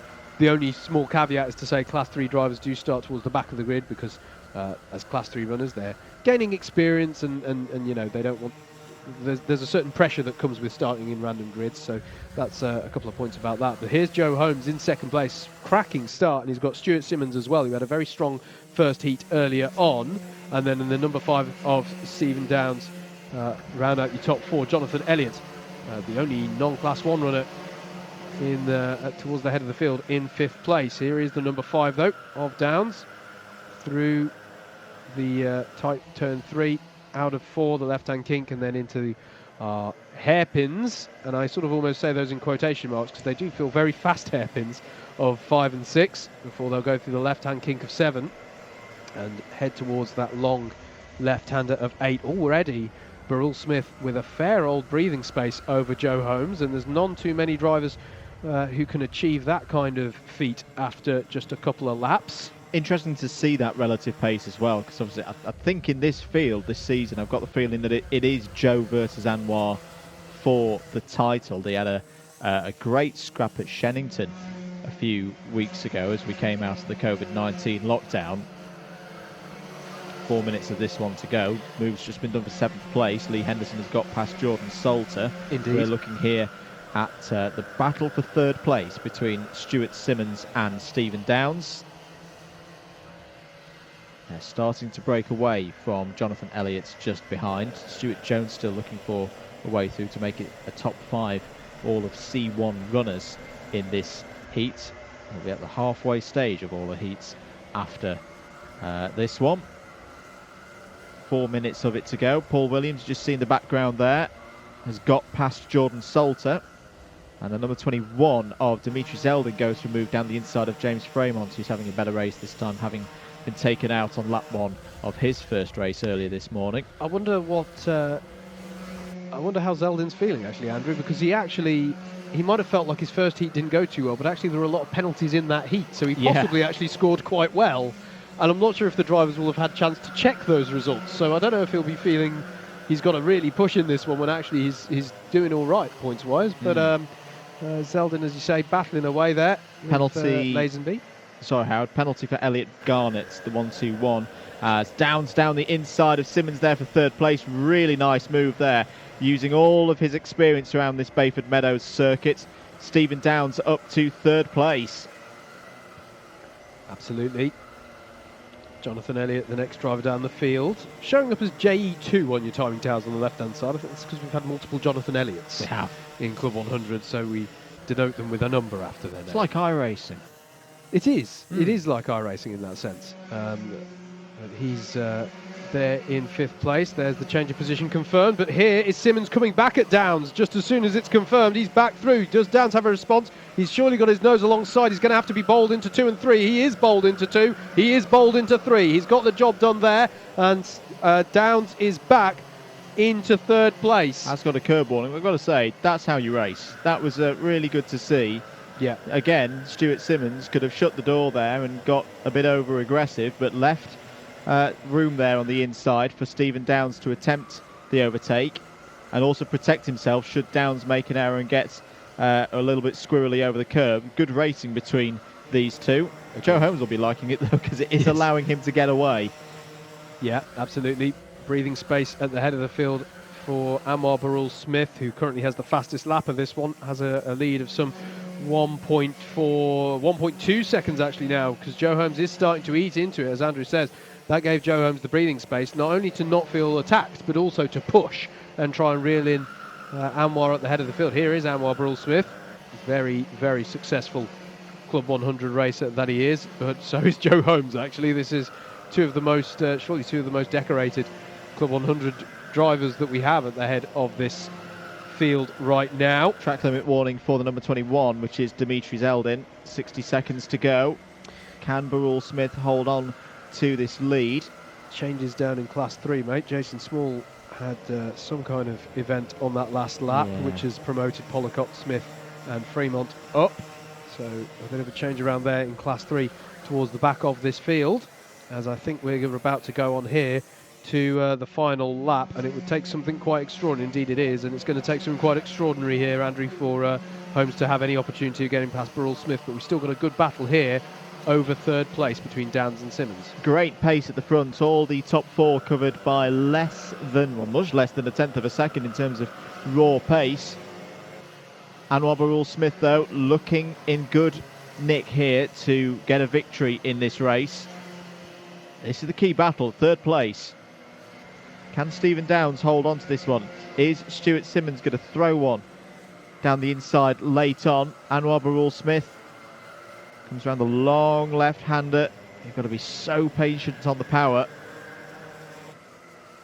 But it's been a controlled performance, a gritty performance from Anwar Barul-Smith in this race, and he's going to be very, very pleased to get one over on Joe Holmes. Anwar Barul-Smith takes heat number 6 ahead of Joe Holmes.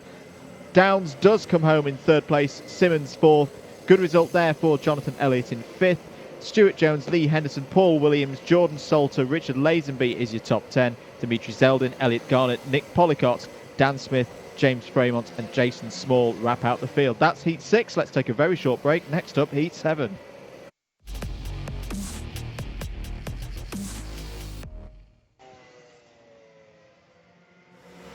Heavyweight Heat 7 then for round 5 of the 2020 Club 100 Sprint Championships. Kieran Chigty will lead this one from pole with Steve Bosley alongside James Workman and Bill Taylor are row 2. Row 3 is going to be Steve Lindley and Rory 7. Then it'll be Justin Shaw and Bradley Shears on row 4. Lewis Ridd and Alex Pritchard to round out your top 10.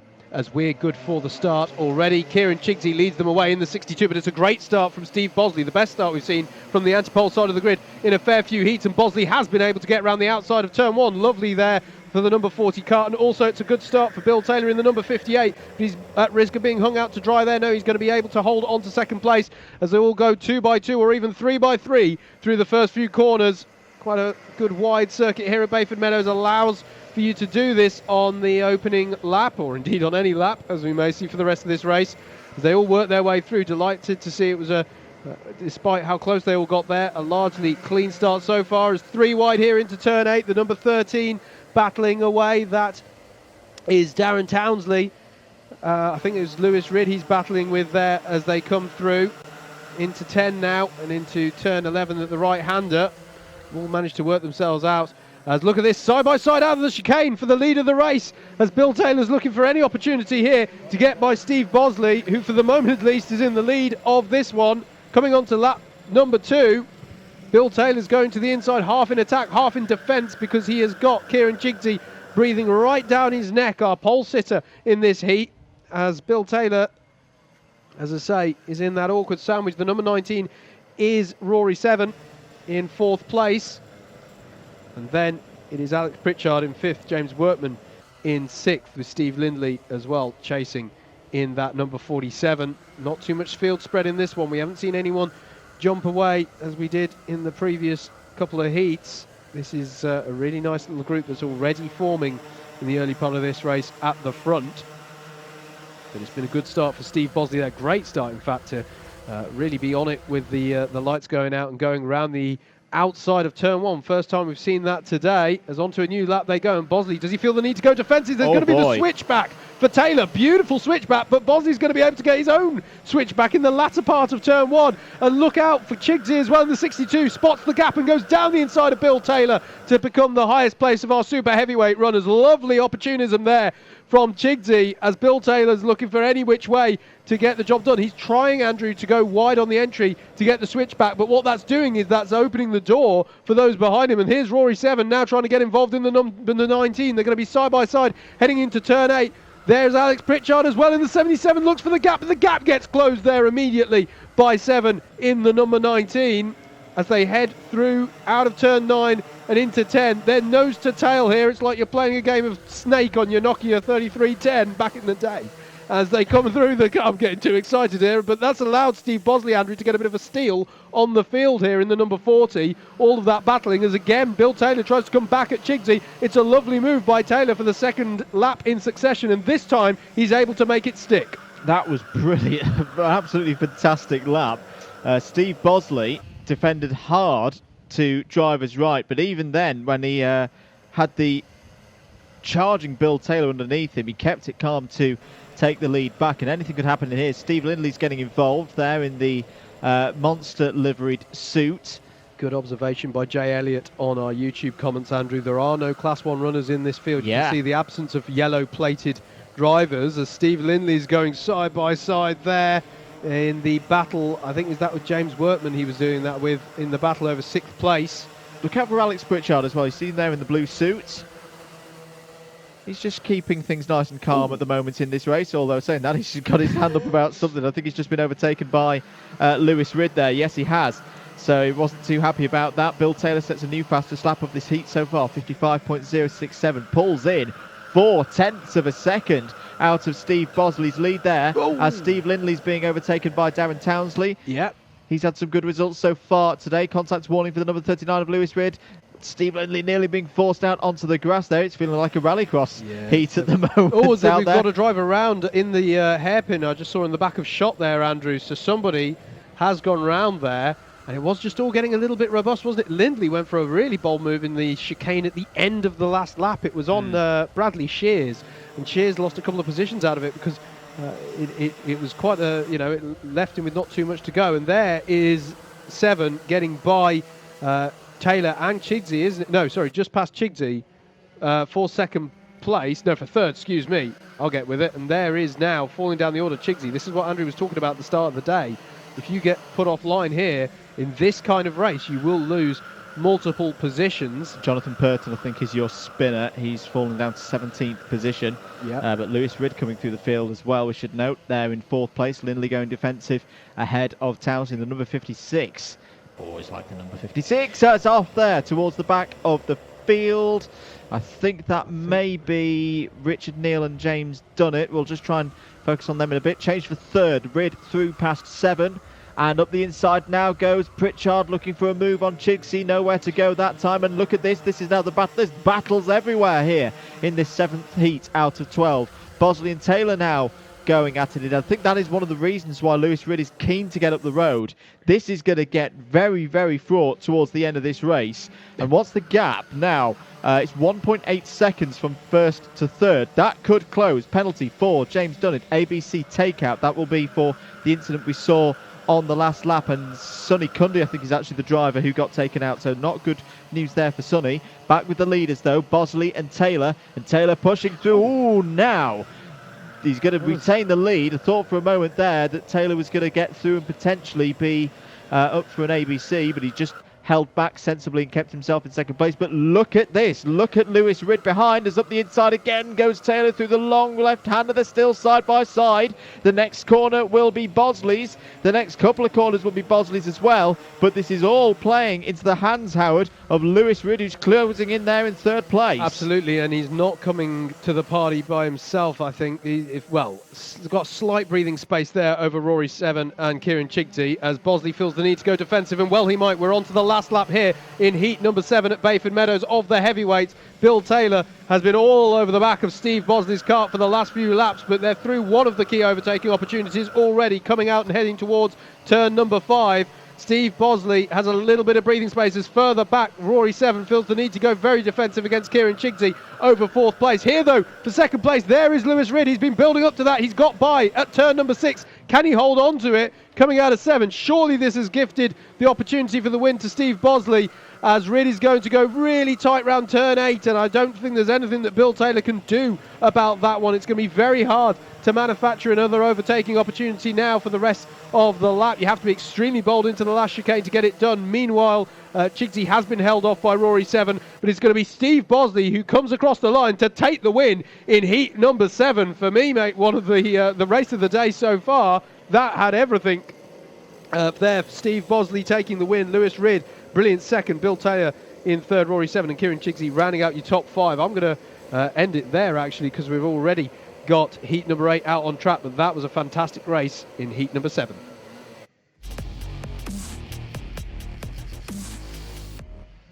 Here's a grid for heat number 8, then end of rotation number 2. Richard Allen has pole position. Vinod Hirani alongside on the front row. Nick Trafford and Lenny Wood are on row 2. Matt Kendall and Oliver Moss are on row 3. Jeff Lamb and Roy Grassi are on row 4. Tim Hill and Sean Briley, who's already taken a heat win today, go from row 5. We're going to go around again for another formation lap. Dave Pethers and Lewis McKinnon are on row 6. Martin Robinson and Elliot Muse are on row 7. Jonathan McCaddy and Jason Bear are on row 8. Chris Solomon wraps out the 17 kart field in this race. We didn't need to rush for once, mate. They're going around again. Keep your comments coming in on the YouTube stream. Hello to Peter Clark. who says his ribs hurt and he's driving terribly. I'm sure the ribs are probably hurting, but the terrible driving is you do yourself a disservice there, sir. 12 kilos over the super heavyweight limit is not ideal on this tight track. Okay, yeah, that is a tough day, but hope you're having fun out there. He's back out in heat number 9. Remember, you can tweet us, use the hashtag Club100 Live on Twitter.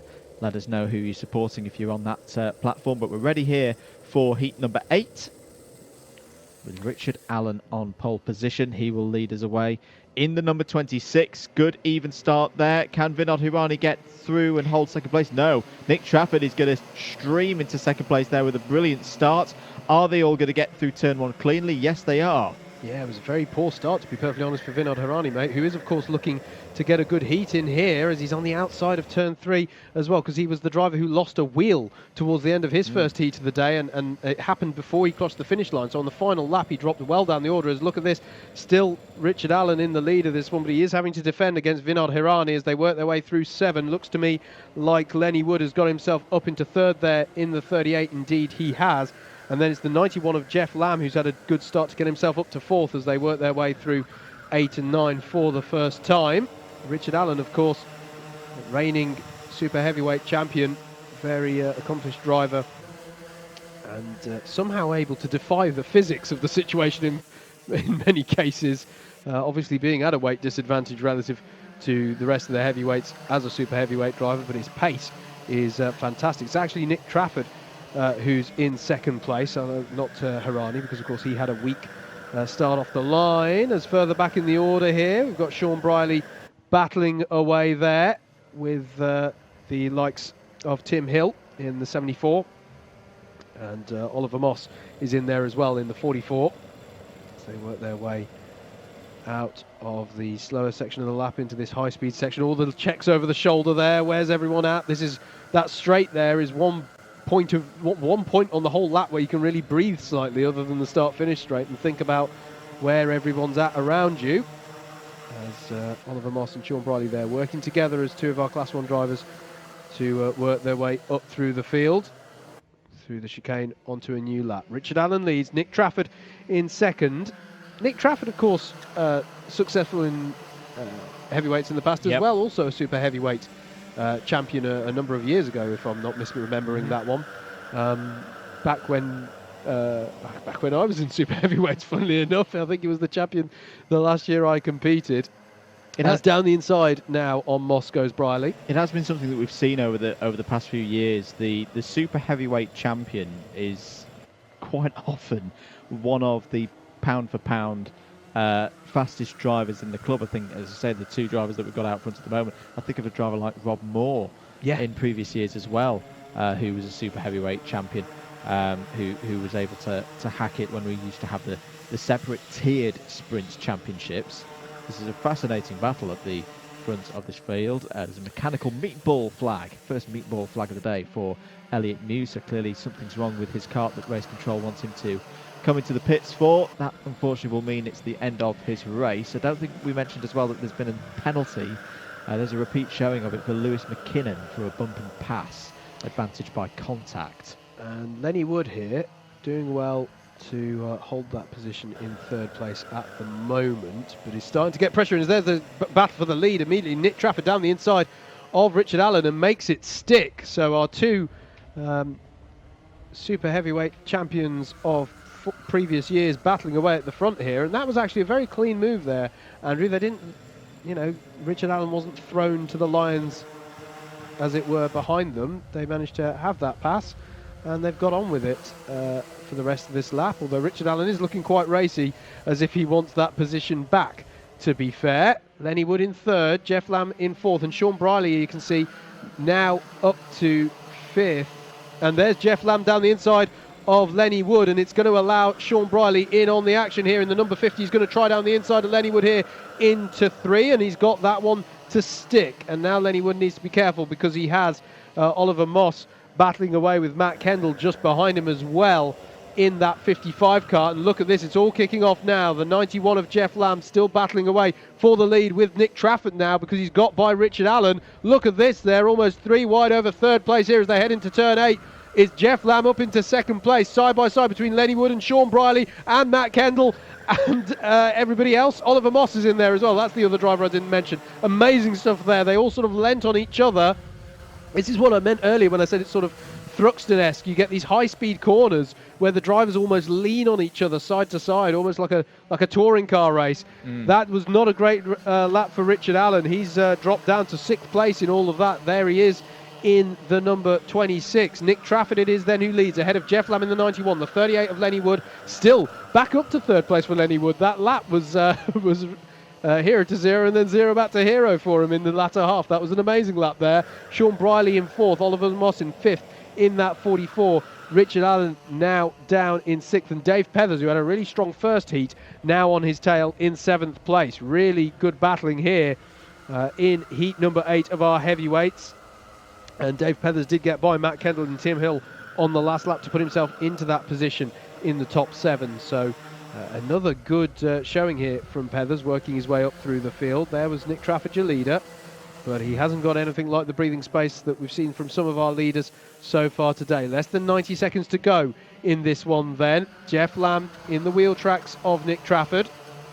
It's one of those ones where you don't want to throw things away with a careless move here, but at the same time it's about seizing those opportunities when they come up for you. You can see Trafford looking over his shoulder. He's thinking, do I defend into this next corner? Can I take the conventional racing line? Because if you defend too soon, you're just slowing yourself down and leaving yourself vulnerable to attack further on round the lap. There is the 74 of Tim Hill, who's just coming onto the back of this train, to be honest with you. The top 9 pretty much nose to tail now. This could be a real grandstand finish for this last lap, as Trafford once again manages to hold on to the lead for now. But look at how close Jeff Lamb is. I thought he almost had his nose alongside through turn 10 then, which is highly unusual, as they're going to come through this chicane onto what will surely be the last lap. And really any of this top 7, possibly top 8, could win this one. Here they are, they all splay out trying to find the best line through turn number 1. Nick Trafford is under serious pressure here from Jeff Lamb. He's going to go tight on the inside into 2. Will that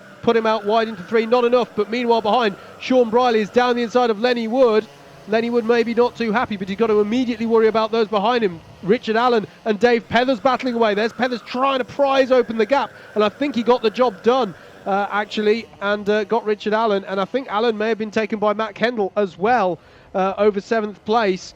Meanwhile, back at the front, Trafford's been able to hold on to this one. Jeff Lamb can't try anything too bold because Sean Briley will capitalise as they're through turn number 9. Any more opportunities on in the last chicane?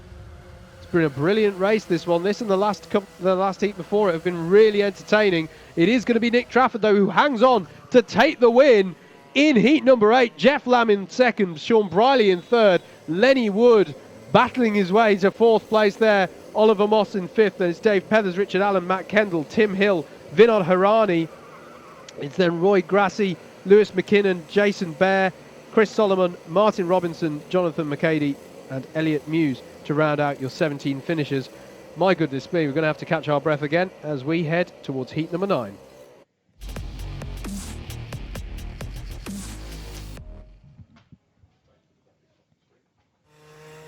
Heat 9 up next. For all of these drivers, this is their last heat of the morning. Lee Henderson has pole position. Andrew Cherry alongside on the front row. We're going round again, so we can take a nice calm grid here. Row number 2 is Peter Clark and Bill Taylor. Row 3, James Workman and Kieran Chicksey. Blake Templey and Chris Dixon go from row 4 on this one. John Elliott and Richard Lazenby wrap out to the top 10. Justin Shaw and Andrew Perry go from row number 6. Lee Woods and James Dunnett are on row 7. Chris Kirk and Jason Small on row 8. Jaden Cadigan wraps out the 17 kart field. Keep your comments coming in. And lots of keen drivers wanting to get involved for 2021, which is really good to see. www.club100.co.uk. Keep an eye on it. And on the Facebook page at Club100 Racing for all of the details. We're ready, though, for heat number 9 out of 12 here at Bayford Meadows for round 5 of the Club 100 Heavyweight Sprints Championship for 2020. Away we go then for 7 minutes once again, and Lee Henderson will lead into turn number 1. And for the first time in quite a while, P2 Andrew Cherry has been able to hold himself in there, or just about, as the number 58 of Bill Taylor is getting up the inside and getting involved and through. But that was definitely, Howard, the best attempt by the anti-pole side of the grid at keeping themselves in there going into the first big braking zone. Yeah, pretty even start, wasn't it? I'm not quite sure why we've seen those kind of weak starts from the anti-pole side. I can't think of any particular reason. Obviously, by the time you get to turn 1, it's a right-hander, but it's before that this is all getting sorted as Chris Dixon battles away, as we've got a spinner in turn 8 and a little bit of front impact as well on that Club 100 kart, but demonstrating the robustness there of the Club 100 kart. I think there's a driver further off into the tyres, beg pardon, on the outside of turn 8, so a bit of drama there. That's definitely going to be yellows out for that on lap number 2. We'll have a look at timing then to see who's fallen foul of that drama. It looks to me like it's Richard Lazenby and Lee Woods, the two drivers involved, and it's Lee Woods who's the driver, the number 34, who's on the outside of 8 into the tyres. James Dunnett has been given a penalty for that as well, ABC takeout. Jay Elliott, absolutely spot on to point out this is another C2 fest. Only one C1 runner, which is Chris Dixon, the driver in the green and white helmet. And good morning to Mr. Super GT. Great to have you with us. And go on Hendo from Jay Elliott as well. This has been a very good start for Lee Henderson.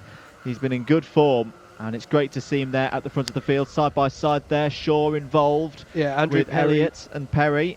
Yeah, Andrew Perry going side by side with Peter Clark was at the head of this train, and they're sort of doing Noah's Ark impression through this latter part of the lap. 2 by 2 they are going through here. That's a very unusual place to have the overtake there, but that was job done. Was that Justin Shaw and Jonathan Elliott doing that, I think, perhaps? We'll check it over the line.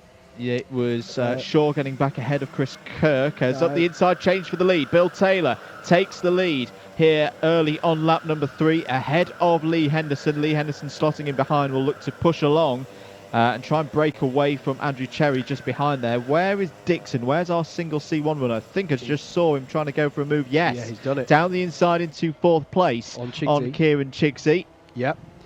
I have to say, Andrew, we saw a comment earlier about being over the weight limit as a super heavyweight. They are actually featuring quite prominently so far in these heats. That's not to take away from the disadvantage that we were commenting on earlier, but I don't know. It's quite a flowing, high-speed track, and if you're able to keep that momentum, maybe that does help. Bill Taylor doing a very good job then getting himself to the head of the field, ahead of Lee Henderson, and then it's Andrew Cherry in 3rd, Chris Dixon 4th, now ahead of Kieran Chigsey, confirmed.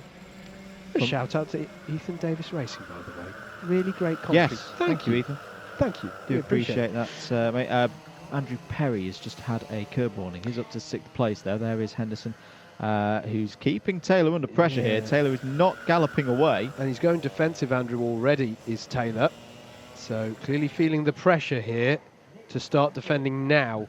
And what that's doing is allowing Andrew Cherry and Chris Dixon, and indeed Chigsey, to come in on the action here as they come out of 9 and sort of it's like they're doing a really massive outward spiral in the latter part of this lap. They start sort of tightish in 10, and then it just gets wider and wider and faster until they have to brake for 12. Here is, though, Dixon applying pressure to Andrew Cherry. He's going to try down the inside of turn 1, has clear overspeed. Will Cherry fight back? He is going to fight back, but he thinks better of it and slots into place ahead of turns 2 and 3. Sensible driving there, I think, from Cherry when he realised he didn't have the opportunity to fight back on that one. Crucial chance this as well for Chris Dixon. We saw him win one of the earlier heats. He's got another good position in this one. We could be seeing, with the result in this race from Chris Dixon, him towards the front of the A final, which will be later on. Remember, our C, B and A finals in that order. 4 drivers going up from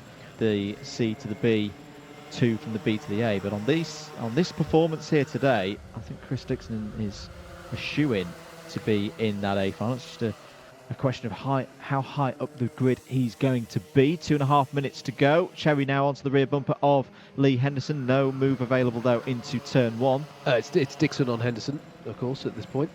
What did I say? Cherry. I said Cherry. Cherry Apologies. would like a look in if Cherry the opportunity's would like there. a look in. There is Dixon down the inside of 3. They're still going to be side by side through 4 though, and that was held off by Lee Henderson there. It's given a bit of breathing space to Bill Taylor. as they head towards 5. And actually, Andrew, them battling does bring Cherry back into it. Yes. So there you are, mate. You're just. I'm preemptive. You are. Could have the lottery numbers after we finish this, mate. That would be appreciated. 1, 2, 3, 4, 5. No. 1 minute 43 to go then. Absolutely. Did we mention the forcing driver wide penalty? For number 93, Peter Clark. I'm not sure that we did. That's come in here on timing. Yeah. Not long in this race to go.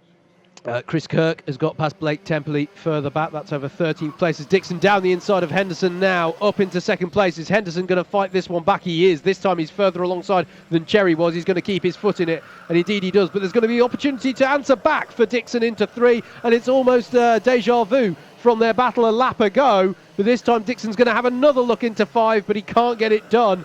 And it stays as they were, and all the time this is allowing Bill Taylor to open up the gap at the front as we head into the final 60 seconds. And Andrew Cherry now is all over the back of these two as well. It's quite the battle as they head towards turn 8. Dixon has a look in, and surely now he's going to stamp his authority and claim that position. But that one has taken him 2/3 of a lap to get done. Well, Henderson relishing this battle at the moment. Still there in P3. This will be a great result for him with 37 seconds on the clock. We will see the last lap board this time around as we finish lap number 7. Bill Taylor looking good for a win here. Chris Dixon, he's going to have to defend and didn't defend hard enough. Lee Henderson down the inside, but it's going to overshoot there. Dixon will get back underneath as they go into turn number 2. Retake second place. Henderson, sticking his nose in, trying to get that position back off Chris Dixon. Is now going to have to defend from Andrew Cherry there with that almost original stick look to his helmet and suit combo at the moment. This is the last lap.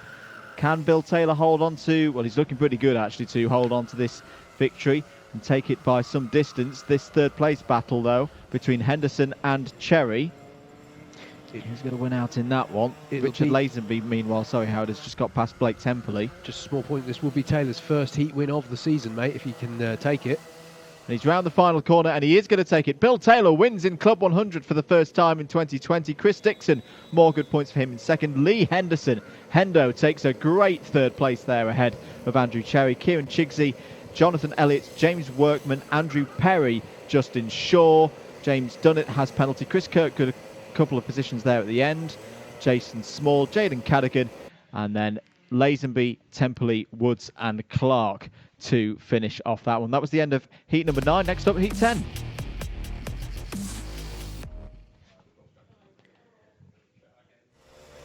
Here we go then for heat number 10. Richard Newton will start this one from pole with Doug Cook alongside. Darren Townsley and Sean Briley will be your second row. Lenny Wood and Nick Trafford on row 3. Richard Allen and Stephen Downs on row 4.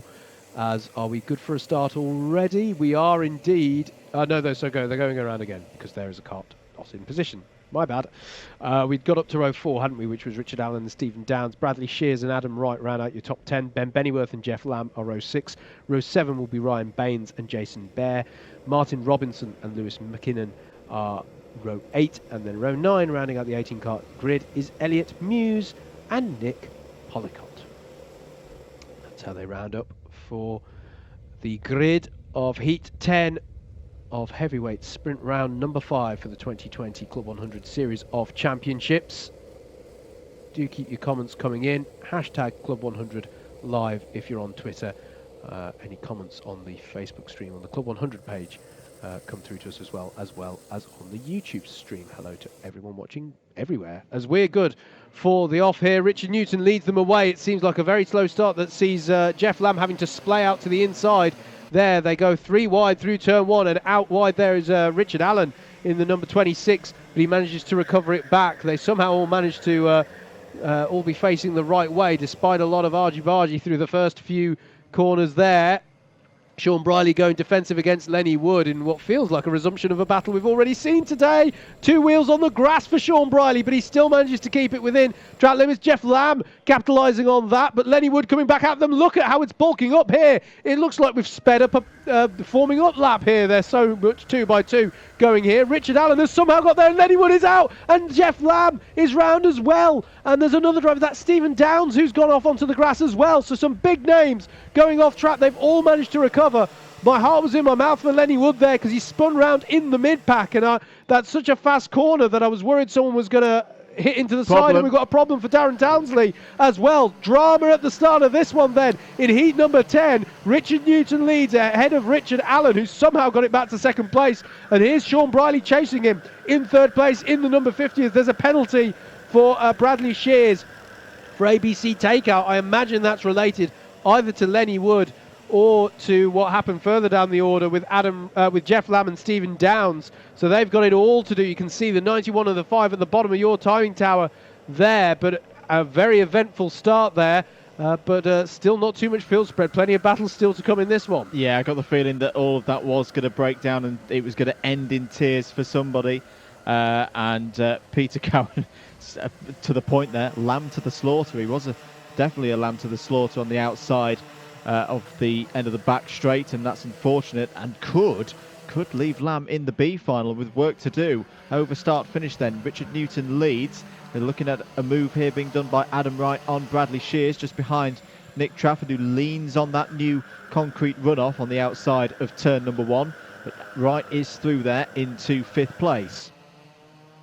Yeah, really good stuff this, and further ahead, Sean Bright. Oh, look at this, Adam right down the inside of Nick Trafford now. He's going for the move. Trafford's going to be out very wide. That's going to leave him exposed to Shears as well in the 1-2-4. Who's going to try and come around the outside. If he can hang in there, he'll have the inside for 7. He does hang in there. Impressive stuff there. It's going to be side by side, but surely Bradley Shears is just going to inherit the inside line.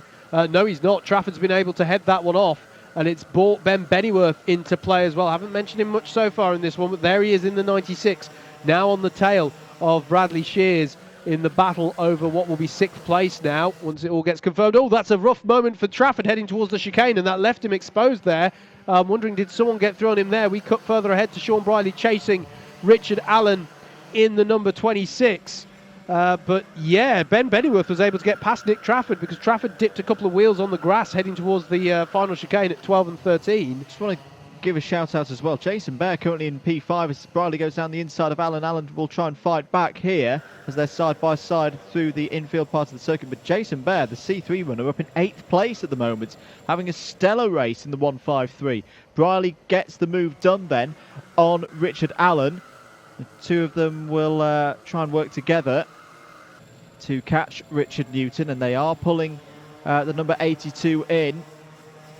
They go around the final couple of corners. 4 minutes of this one to go. Still plenty of laps for Sean Briley to catch up to our leader, and in fact he already has. This is really good stuff here today at Bayford Meadows from Sean Briley down the inside into turn 1. Briley takes the lead, or does he? Because Newton's going to fight back here, and once again the switchback move is on and completed by Richard Newton. Richard Allen has the best seat in the house at the moment watching all of this, and will want to get involved as well. Adam Wright has closed right in, and look at that, 1.5 seconds. This is the nature of this Bayford Meadows circuit. When you battle, you do lose a lot of time. Adam Wright, 20 seconds ago, was 1.5 seconds almost off the lead, and now he's right there, looking up the inside of Richard Allen. He's got to run as they go into turn number 9 and gets through there or thereabouts. Richard Allen not too happy about it, and he's going to fight back and retake 3rd position. They're all having a little bit of a discussion, and that has allowed Briley and Newton to get away. I'm not sure what to think about that one, Andrew. Richard Allen was right on the limit, to my mind, of leaving space going into turn 8.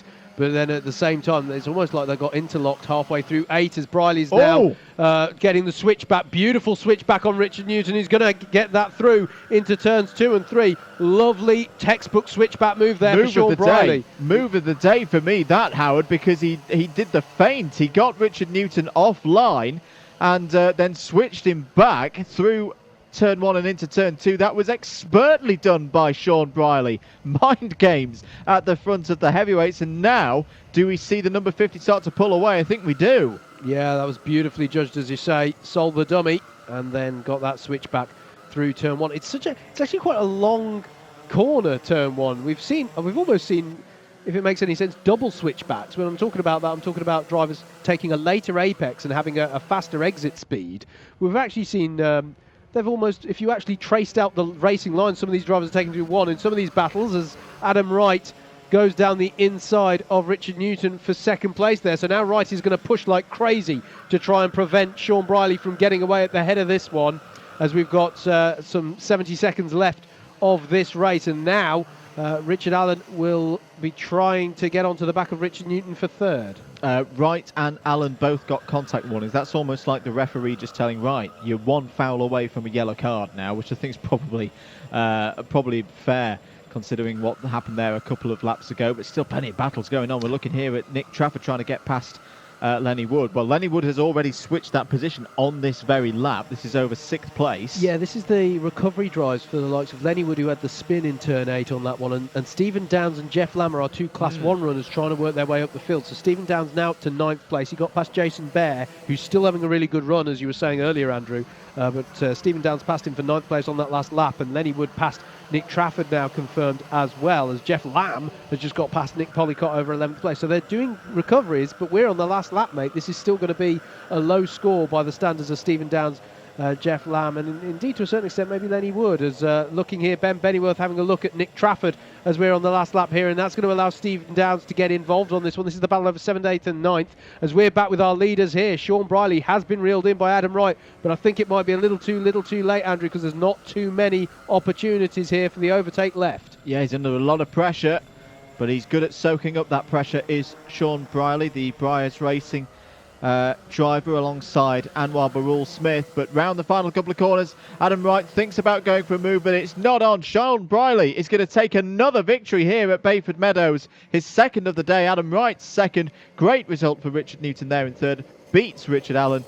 Bradley Shears has penalties, and then it was Wood, Trafford, Bennyworth, Downs, Lamb the top 10, Polycott, Muse, Bear.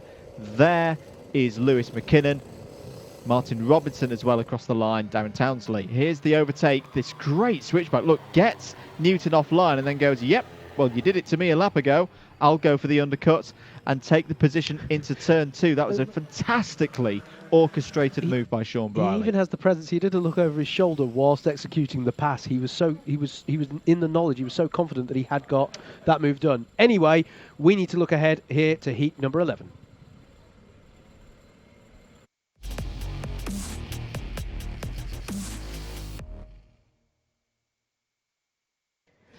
Heat number 11, Howard has a grid. I do indeed. David Longman will take this one from pole. Lewis Ridd alongside Stuart Jones and Jordan Salter make up row number 2. Miguel Hall and Stuart Madden make up row 3. Row 4 will be Vinod Hirani and Dimitri Zeldin. Going to be Matt Kendall and Oliver Moss on row 5 to round out your top 10. Matt Wildman and Richard Neal are row 6. Row 7 will be Elliot Garnett and Dan Smith. Simon Kavanagh and Luke Phillips, are row 8 and row 9 is Jonathan Purton and Sonny Cundy. As we are good for a start, the 90 of Longman will lead them away. How's it going to be this time between the pole and the anti-pole? We have seen quite a discrepancy between how these two sides start. Here we go, though, away for heat number 11. It's a fairly even start. It's a good start there from Lewis Ridd in the 39. Nevertheless, alongside is Stuart Jones, as they all work their way through turn number 1 for the first time. And look at Stuart Jones going for the lead of the race. And they've both done a pincer movement there on David Longman for the lead of the race. Have Lewis Ridd and Stuart Jones. And Stuart Jones has come out top on that one. Miguel Hall looks to me like he's got up to 3rd place as well, as David Longman has to stop the flow of cars. And we've got several cars facing the wrong way as well. We've got a couple of drivers around here. I think Dimitri Zeldin got held up by some of that as well. He tried to go off in avoidance, but actually got caught up with one of the spins. So we've got quite a bit of field spread as a result of that. And I'm going to have to check on live timing at the end of this one for who's fallen afoul of those issues. But amazing start. I think Lewis Ridd has got by Stuart Jones now for the lead, if I just saw it in the top of shot. So as they come round, it's going to be Ridd. It is indeed Ridd ahead of Stuart Jones and Miguel Hall, who amongst those other two in the top 3 has had a cracking first lap. Yeah, I think Matt Wildman was involved in the incident on lap 1 as well. Stuart Jones now looking down the inside of Lewis Ridd and is going to go for a move into turn 3. Nice move there, under braking by Jones. Miguel Hall now trying to find his way through into P2, gets the inside line on Lewis Ridd, and another clean move there. Great stuff here in heat number 11. Yeah, Zeldin it was who got held up on that, although I don't think he was actually the person who spun. Vinod Hirani dropped down the order, as did Elliot Garnett. So I think those are your two spinners. Hirani, Andrew, has had a fair few incidents across his heats. I think he might be one of those drivers to look out for, trying to race his way up through the finals once we get to them, because he hasn't scored the points that on pace alone one would maybe expect him to get. so far in the heats. So that might be a story to watch out for in those A, B and C finals that we come to after our 12 heats.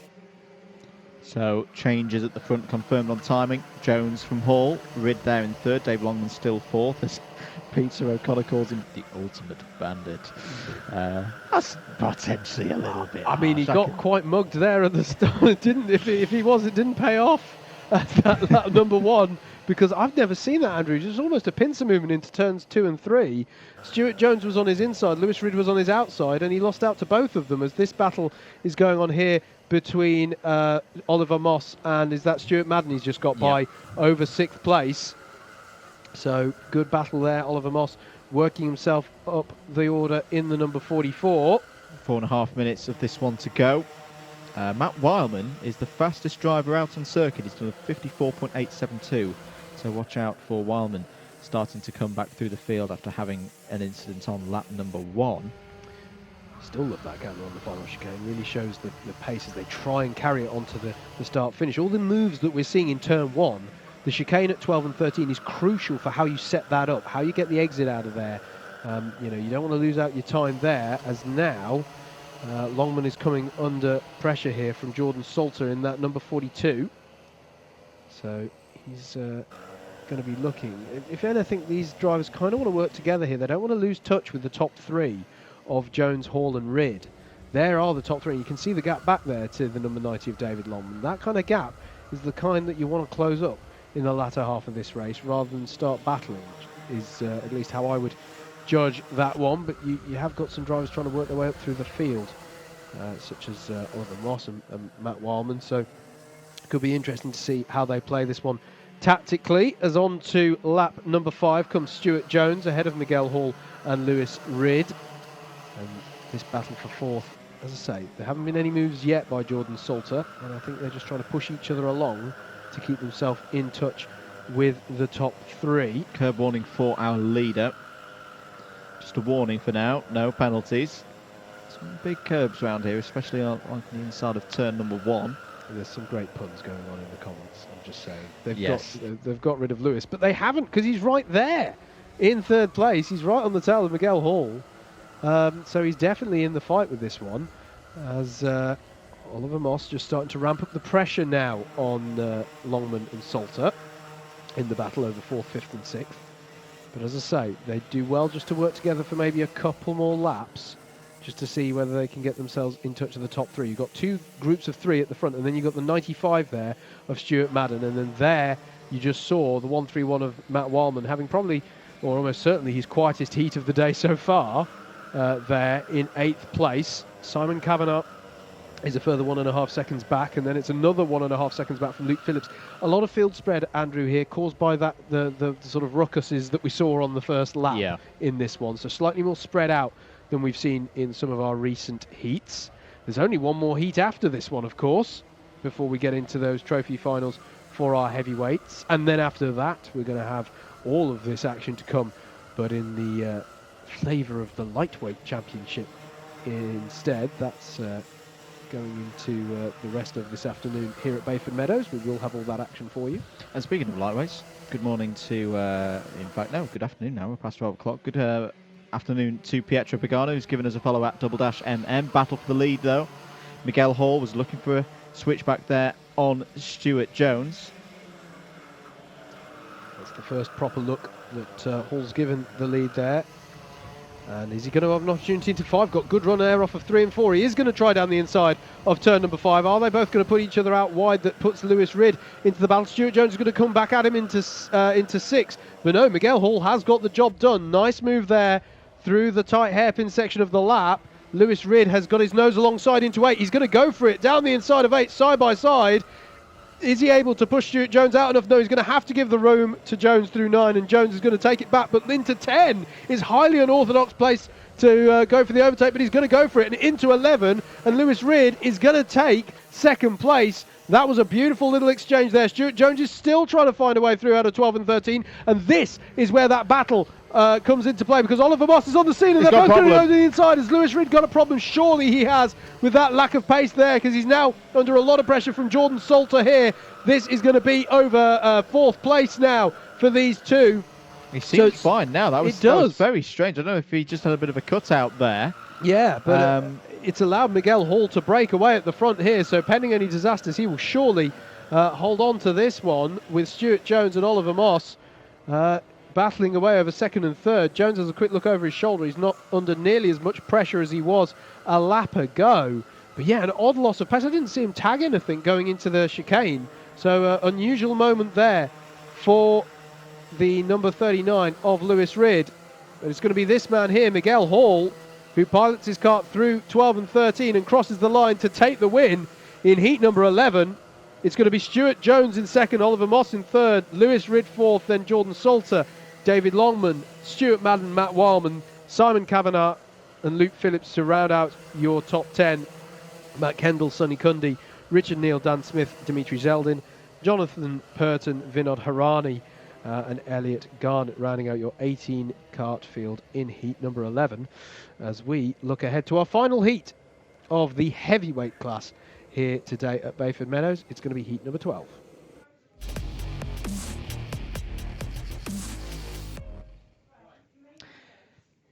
Last heat here at Bayford Meadows. Here's Howard with the grid. Paul Williams is on pole for this one. Tim Hill alongside Dave Pethers and Alex Pritchard are on row number 2. Row number 3 is going to be Alan Wildman and Stuart Simmons, and then it will be Anwar Barul Smith and Steve Bosley on row number 4. Roy Grassi and Steve Lindley round out your top 10. Row 6 is going to be Rory 7 and Joe Holmes. Row 8, sorry, I've got one row ahead of myself. Row 6 is Rory 7 and Joe Holmes. Row 7 is Chris Solomon and Tim Williams. Row 8 is Carolis Joudzemis and James Fremont, and then Wayne Dunham and Jonathan McCady round out your 18 kart grid. Apologies for not bringing you the grid graphics, but they're rotating so quickly between the races. We've got a bit of a grace period there as they went round for an additional warm-up lap, but we're trying to get the balance right between informing you of the grids but not missing the start of these heat races. And to that end, here is the start of one. Here, hold on to your hats, ladies and gentlemen. I feel like this is going to be a frantic one. It's the last heat of the heavyweights round. Away they go. Paul Williams will lead them into turn 1. Tim Hill sticking it round the outside as a P2.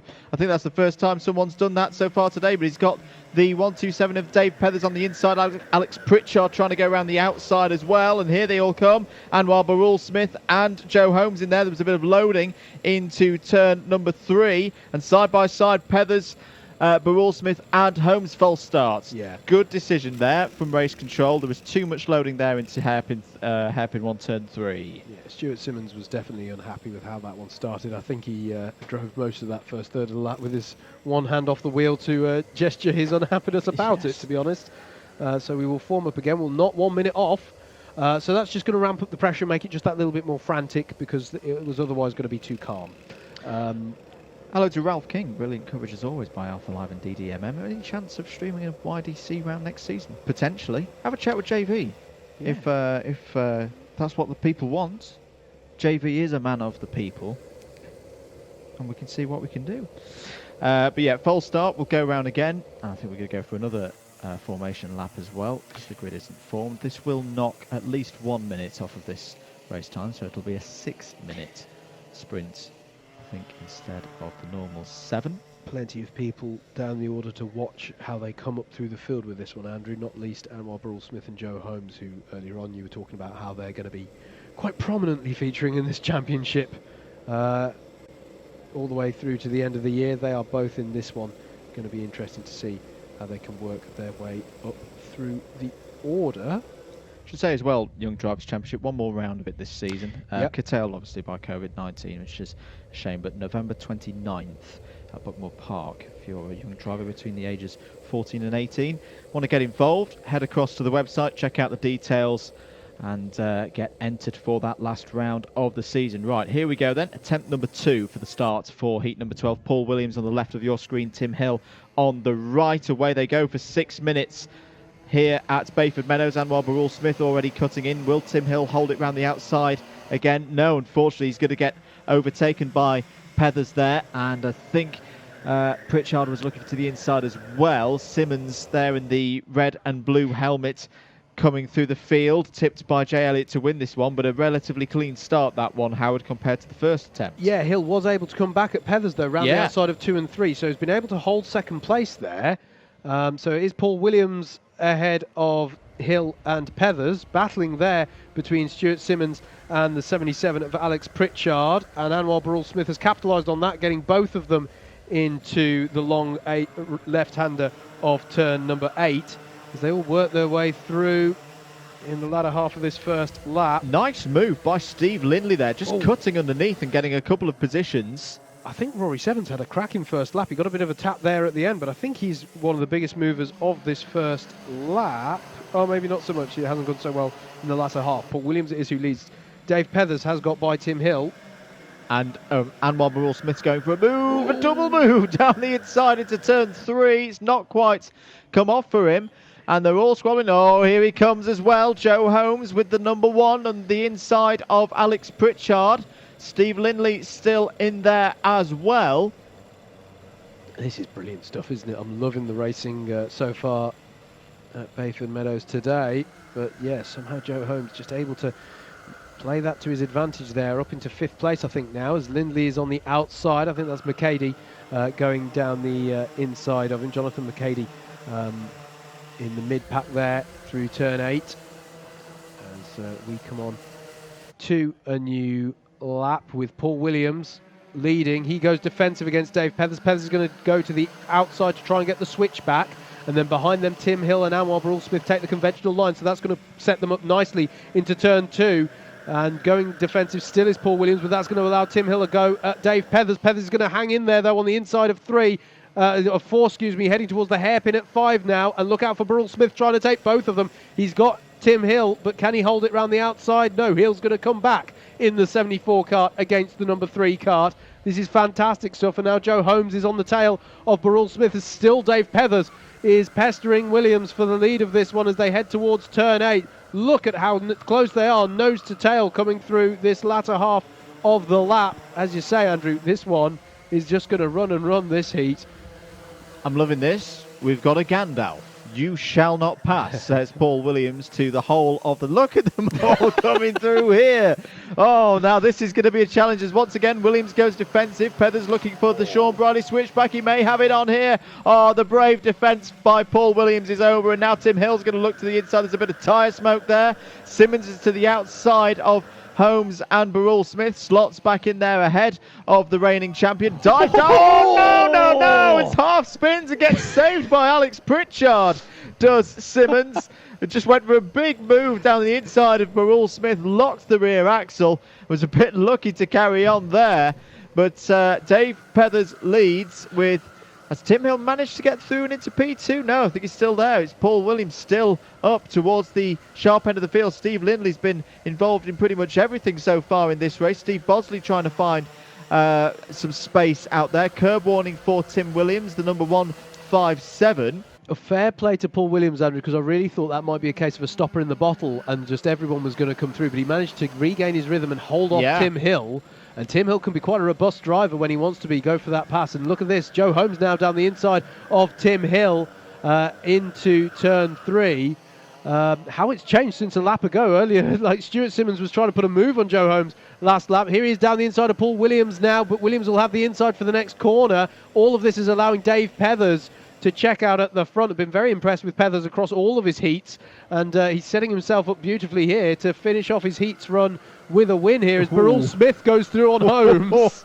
Just sneaks one up the inside there. Joe will not have liked that one. That was greatly read by Anwar Barul-Smith as Holmes was fighting with Tim Hill.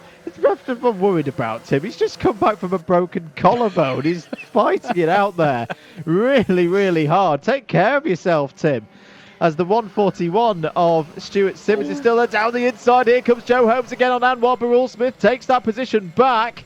Paul Williams defending again. Yeah, Holmes caught Barul-Smith napping, wasn't he? Barul-Smith was setting up a move with the switchback, and there's Stuart Simmons down the inside of Tim Hill. That is over 5th place, but Joe Holmes now goes down the inside of Paul Williams, and that looks to me job done with regards to that, although he does feel the need to go defensive as Tim Hill has some kind of issue there, dropping to the back of the field in the number 74 there as he gets passed by Wayne Dunham and Roy Grassi towards the back of that train there. So disaster for Tim Hill there, as still Paul Williams is defending hard against Anwar Barul-Smith. This is a really, really valiant defensive effort here from Paul Williams. He's doing a brilliant job of clinging onto these positions against some of Club 100's absolute best here in two of our Class 1 runners, and that might allow Stuart Simmons to come into this on the last lap, as again Paul Williams is going defensive, but Burrell Smith is going to try with the switchback to open up an opportunity. Look at this defensive driving, a Gandalf as you say, Andrew, but finally Burrell Smith finds a gap, and that's going to be job done surely over third place.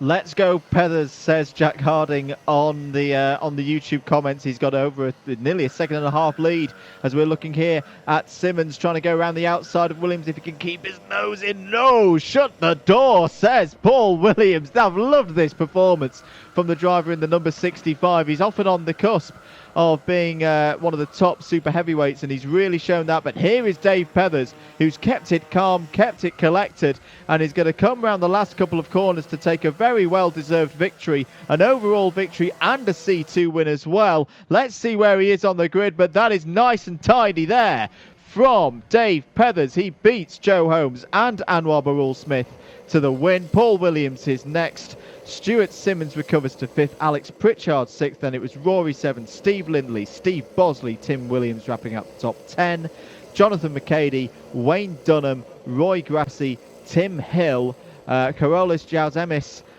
Chris Solomon and James Fremont. Those were your 17 drivers. Well, that brings to an end our heat. We'll actually have a small break here whilst they work out what the grid is for the first of our finals here at Bayford Meadows in the heavyweights. But my goodness me, there's been some fair old action, has there not, during those first few heats? And I don't know about you, mate, that felt like it sort of ramped up. It felt like the first rotation of heats were just everyone just getting bedded in. But this one has been, these last couple of rotations has been something else, to be honest, in terms of the action, and it's been very good to see, to be able to bring that racing to the folks at home. Penalty for Steve Lindley just at the end there for a misdemeanor, which hasn't come up on my screen. I think it was contact, multiple pieces of contact. Hello to Jay Elliott again, superb effort, Paul Williams. And I just want to explain that one, because I know that there was a couple of questions. Why is he defending so hard? Paul Williams, no discredit to him, it is not the driver with the record that we see of, driving through the field like we see with a Joe Holmes or an Anwar. So when he's got that chance to be at the front of the field, especially when you've got a shorter race as well because of the false start, that was good tactics in my book, to try and hold on to those positions, because positions mean points, means potentially a slot at the back of the A final. Absolutely well played there by Paul Williams as the rejoiners in the box, and it gave him a good result. It gave him 4th place and 2nd in C2. Absolutely, it is something to bear in mind. The super heavyweights are heavier. So, although, as we were talking earlier, some of the super heavyweight drivers at the forefront of that field really do seem to have a good old pace of the rest of the heavyweight field. Generally speaking, on balance, you're going to need to be a bit more defensive if you're a super heavyweight driver, just to try and hold on to those positions. If you've got that good grid position, you've got to try and convert it. And particularly, he'll have looked at that grid, Andrew, and he'll have seen, right, Anwar Burrell Smith, Joe Holmes, right. Okay. But towards the back of the field. So towards the end of this race. At the front. Yeah, exactly. The opportunity's there. So that's going to be a key part of his thinking going into that one. Anyway, we're now working out our grids for our finals. And we say we. We're not doing anything right now. But they are working out the grids for the C finals here at Bayford Meadows.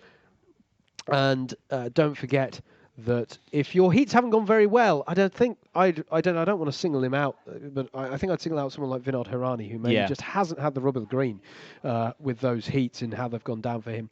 A driver like that, they're not out of it completely because they can race their way up through these finals. 4 drivers would be promoted from the C final into the B final, and then 2 drivers will get promoted from the B final. The top 2. It's not random. It's the top 2 finish. The top 4 finishes of C go into B, and the top 2 finishes of B go into A. So there is that opportunity to work your way up through the field. We're going to cut to an interview now. Just as we take this break before the C final, we're going to have a little chat about the Young Drivers' Championship, which had its 2nd round of the season last weekend at Rye House.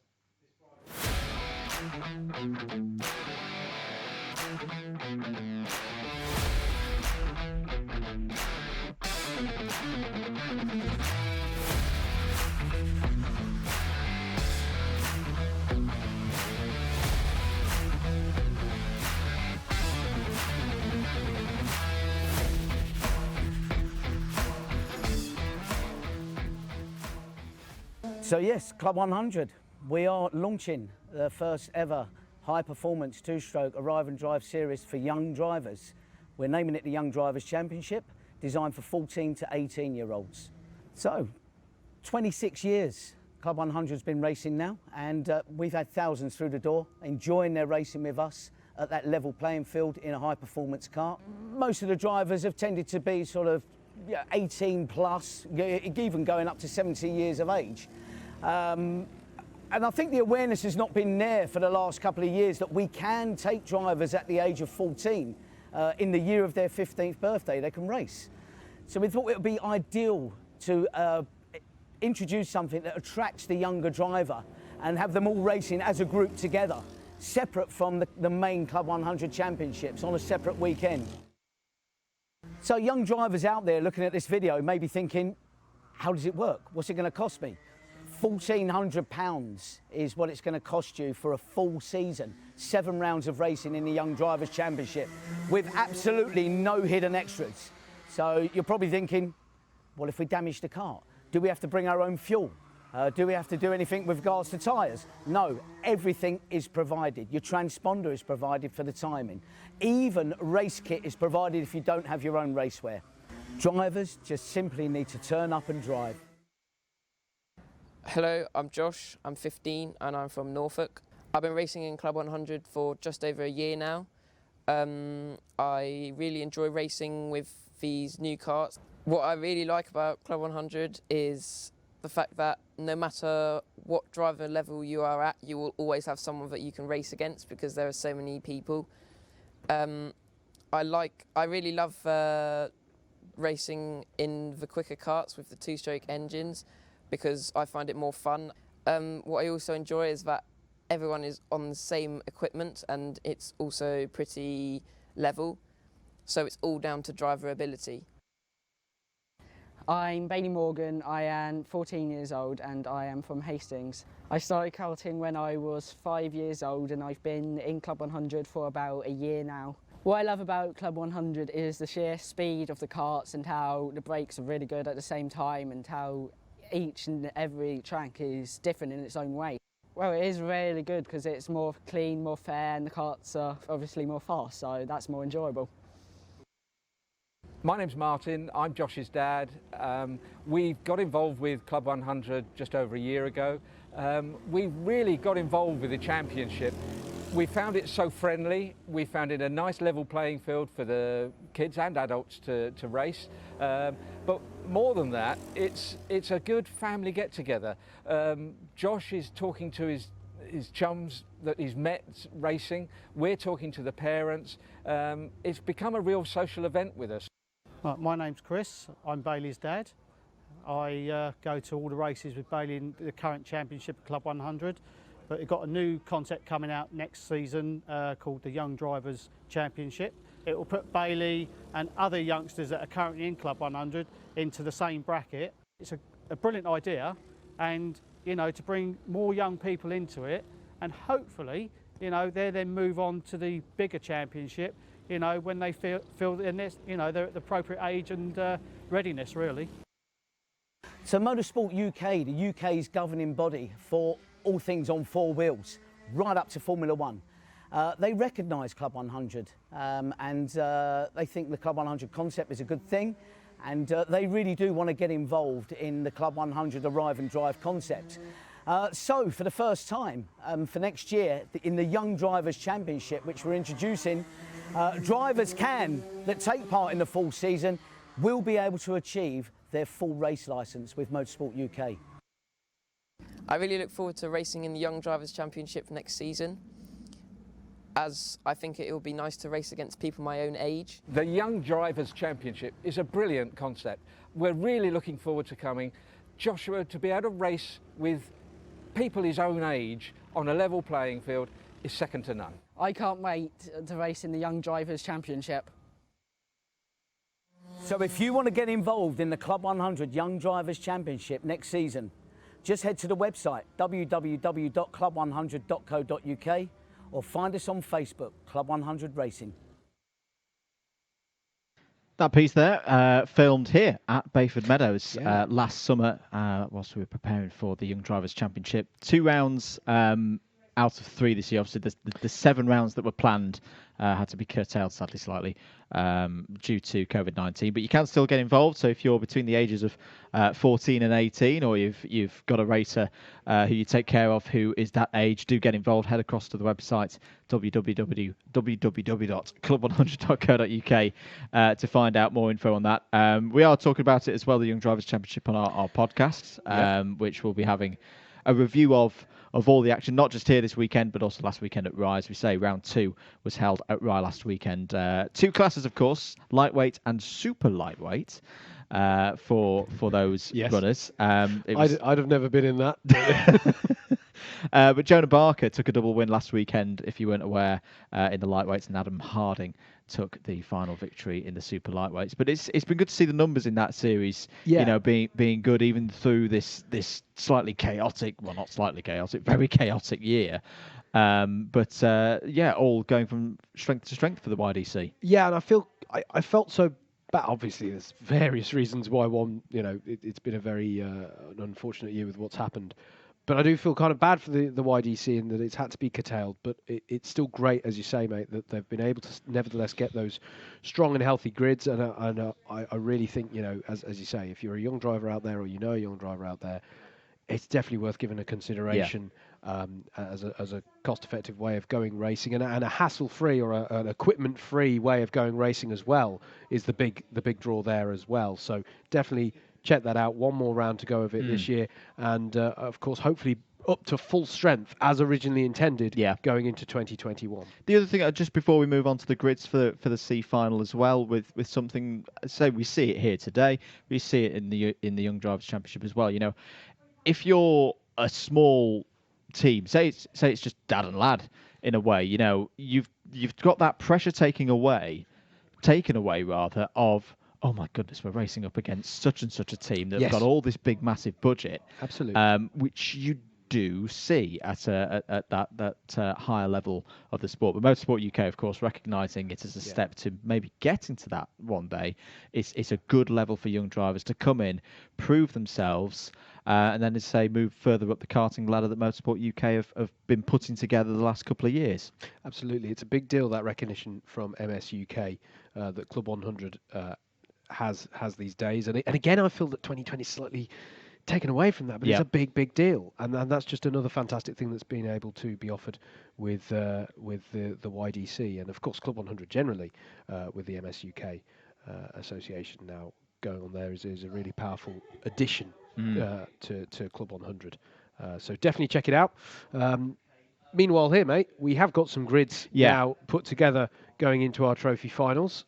So shall we say we'll look ahead now to our C final? Yeah, let's go for it. Let's have a look at our C final grid now, just as the drivers are forming up. But we're going to have a quick short break before we look at that, and be back here at Bayford Meadows for the finals for round 5 of the 2020 Club 100 Heavyweight Sprints Championship.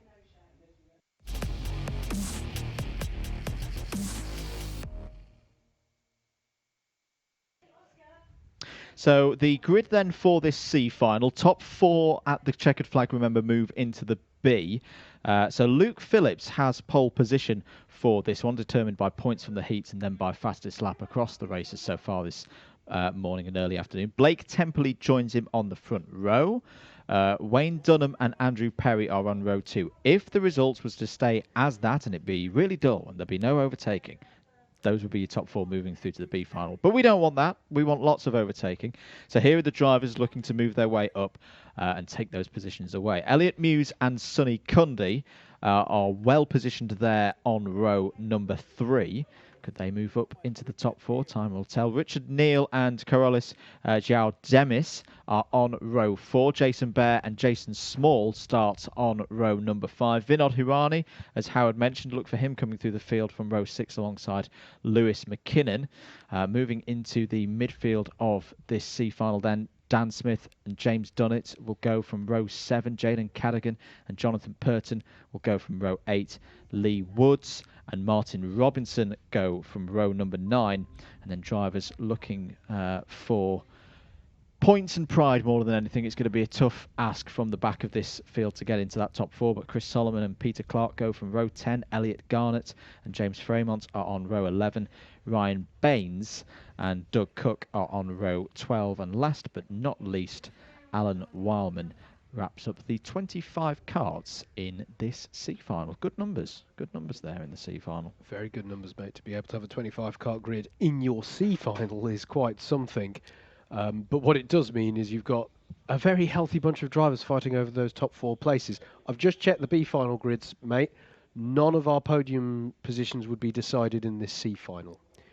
In other words, enough Class 3 drivers have got up into that B final such that, and enough super heavies and all the subclasses have representation in the higher finals enough that none of the podiums get decided. That's interesting for C3. Let's actually talk C3 a little bit. Just remind ourselves of the standings in C3 before the start of the day, because if I'm not mistaken, our C3 championship leader, Wayne Dunham, 32nd in overall points at the moment on 453, is in this final.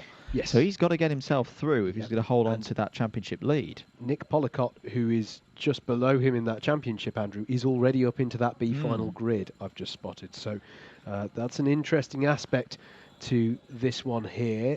Sonny Cundy, who I think we gave mention to earlier today, has had a few of those. He's in this race. He's in this race. Is third within the Class 3 standings within the overall standings of heavyweights. And as we mentioned earlier today, has had some of those has been the highest placed Class 3 finisher on some of these races we've had in previous rounds. So he would be looking to get up there as our C final grid of karts comes out onto circuit. And as you can see, they're immediately going through the cut through here at turn number 4 because they're going to start forming up immediately. If you're on Facebook and you're enjoying the commentary, do give us a like on our page at @Motorsports Media. Link should be in the video stream that you're watching below. Just going to check. Yep, we are going around again. If you're on Twitter at @MM, as you say, thank you to those who've got in contact with us so far this morning and early afternoon on there. We're on Instagram as well at @MM, so that's nice and easy. Same handle. www.mm.com for us on the wide web. Some questions on YouTube of how fast these karts go. One answer posted is 10 million miles per hour. Your experience may differ. In all seriousness, these karts will generally top out at, what are we going to say, mate, about 75? It's at 70 in terms of when they're geared long. Probably not today because the gearing will be shorter for a more twisty technical circuit. Yeah, so the Club 100 team will gear the karts appropriately for the circuit that they're on. If there's the opportunity to get up to the high speeds, they might gear them to go to those longer speeds. But in that sort of 70 miles per hour region, perhaps a little more than that on a good day, which feels rather fast when you're that close to the ground. Here we go, though, with the C final. We're away. Luke Phillips leads them off for the C final in the heavyweights. He's got Blake Temperley alongside and Wayne Dunham battling away there in the white and pale blue suit as they work their way through. I'm delighted to say, Andrew, that's a fairly clean start there at the beginning of this one as they come through the top of Sector 1 through 2, 3 and 4. Again, very clean stuff this from our C final field. I'm just looking to see who has held on to the lead here. I think it is still Luke Phillips in the lead of this one as our 25 karts work their way out of the hairpins and onto the back straights as there's a bit of a battle going on there between, I think that's Blake Temperley and Wayne Dunham over second place, and Dunham looks to have got that position seized through turn number 8. As they come through the latter part of this lap, though, I believe it's Luke Phillips still at the head of the field in his red race suit as they stream their way through. Interesting look for a move there from Jason Small, I think there it was, but he doesn't quite get the job done there. It would be unusual to get a move done into turn number 11. Luke Phillips it is then who leads. Wade Dunham in second, Blake Temperley in third, Andrew Perry and Sonny Cundy round out your top 5 as they work their way through here. You can still see really good conditions for karting here. Lovely sunshine as they work their way through. That's the 75 of Richard Neal. He's defending against Elliot Muse there in the 145, and Jason Bear in the 153 is trying to get involved on that one as well. That's all in the battle over 6th place as they all stream their way through. That's the 23 of Jaden Cadigan trying to get a move done on Dan Smith over 9th place. Cadogan, of course, had a spin earlier in the heat, so again, he might be one of those drivers who think, I should be slightly higher, all things being considered. I'm going to try and get up into that top 4. And the top 4, remember, is that crucial region of this race. All those drivers will get promoted, repechaged, as I believe the regulations say formally, onto the back of that B final grid. And at the moment, it's Luke Phillips, Wayne Dunham, Blake Templey and Andrew Perry who inhabit those key 4 positions. You've got to be patient in one of these C finals. You know, you can go diving in, trying to get yourself in that top 4 early on, but potentially throw it all away or pick up a penalty. You know, if you've got the speed or feel like you've got the speed, there is time to just, you know, take each position as it comes, not go wildly in there. Especially if you think we're not even to the stage of the race where it's the length of a heat to go yet. But Luke Phillips controlling this one very well. He's just got to get his head down now.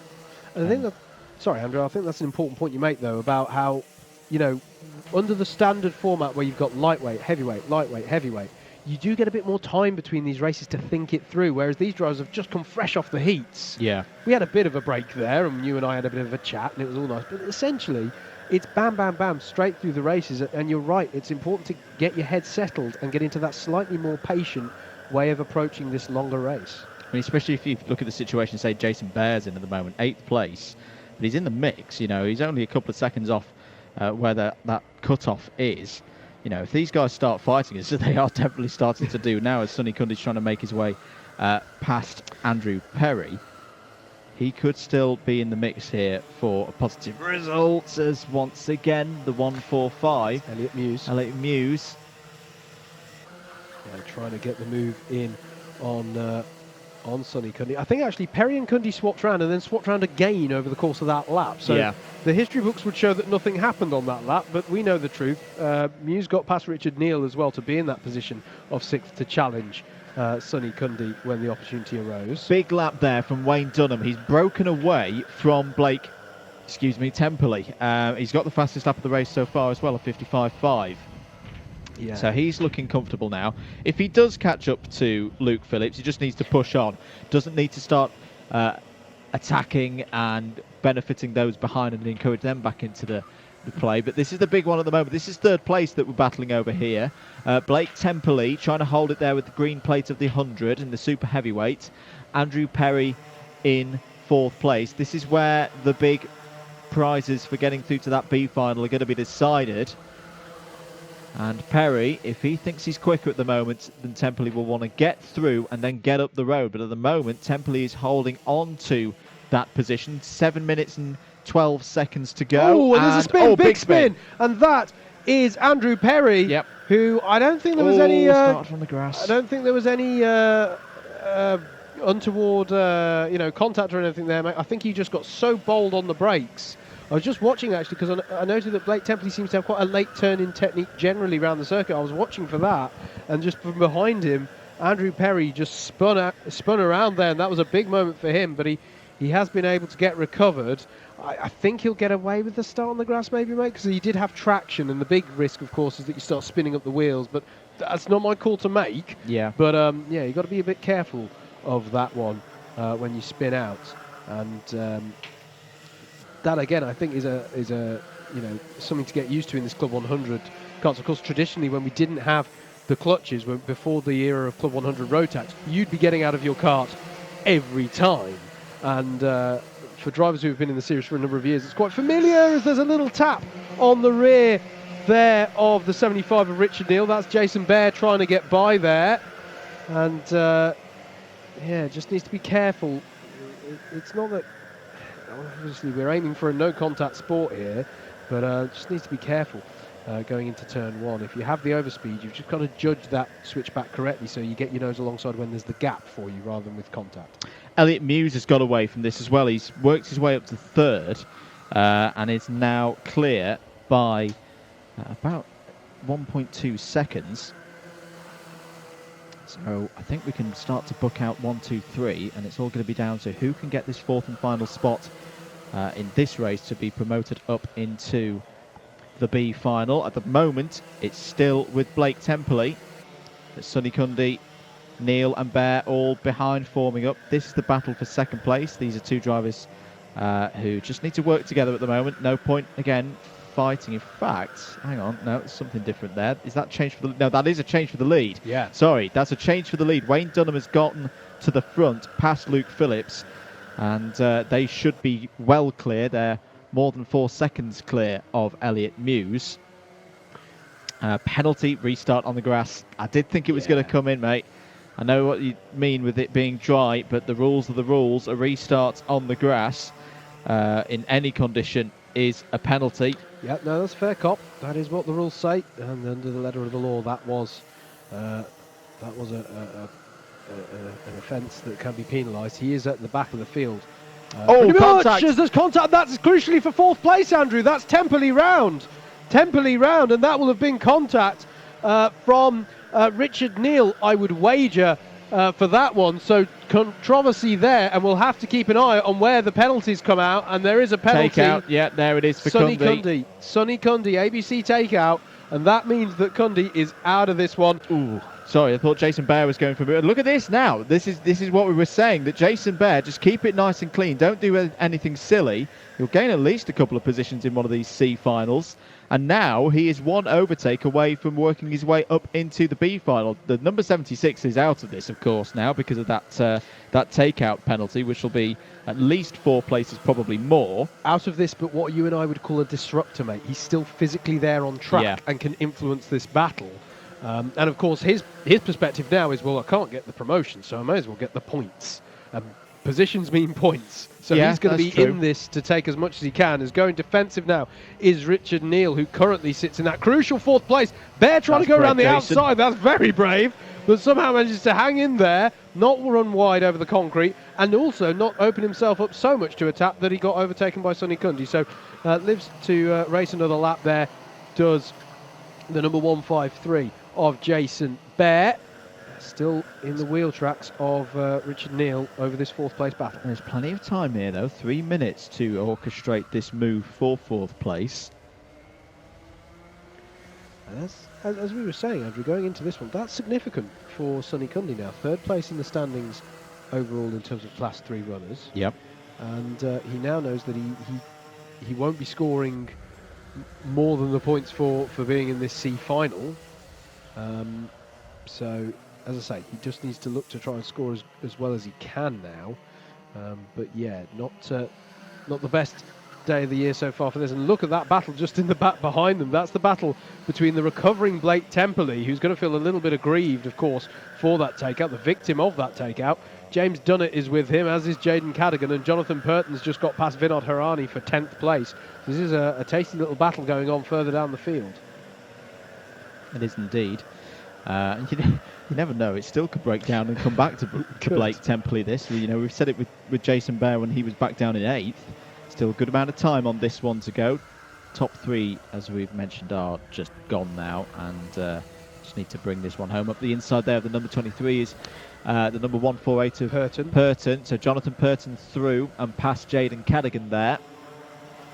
It's 9th place now with Jonathan Purton. Nice little move there. Got the overspeed through 7 and set himself up into 8. There's the 93 of Peter Clark, trying to get onto the back of this train of karts, battling from about 7th place downwards. Track limit warning for the 3rd place number 145 of Elliot Muse. Just needs to rein that in. That would not be a good way to rule yourself. Oh, now change for 4th. Here it is. Jason Bear has got through the start of the infield, and Sonny Cundy's going to go through as well into 5th on the road. Now, big lap this from Jason Bear. Can he get his head down, keep it forward? Don't drive too defensively now, Jason, because he can break away, and he is breaking away from those trying to take that 4th place off him. This has been a really good run for the driver in the 153. Yeah, and a crucial thing here, Andrew, is he's got a sort of rear gunner as we're on to the final lap, but he's got a rear gunner in the form of Sonny Cundy. He might not be aware of that fact, but Sonny Cundy is another kart between himself and Richard Neal that prevents Neal from coming back at him for that 4th place. Wayne Dunham, though, quite a way up the road from these 3, is on his final tour of the circuit. You just saw him flash through your shot, actually going right to left. So Wayne Dunham in 1st, and actually his lead has been slashed by half a second on that last lap, Andrew. Luke Phillips is right with him now. Yep.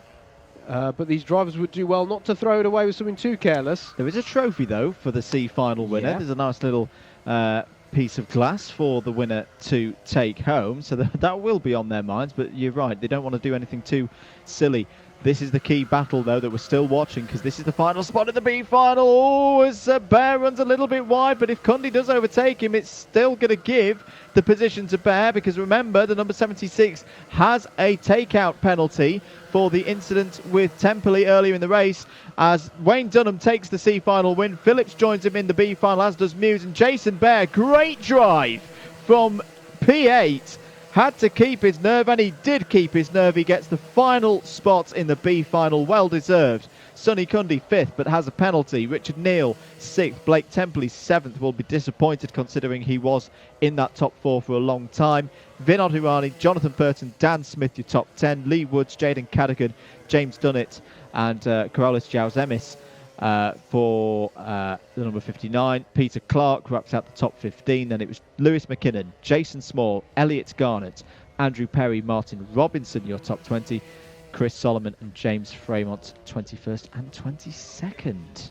Very good win for Wayne Dunham there. Very impressed by that. We had to stick with that battle for 4th, but great across the line for him. And but he doesn't get a moment to think about winning that one, mate, because he's immediately onto the back of the B final grid, which will just be getting ready to come out right about now. So we need to look ahead to our B final.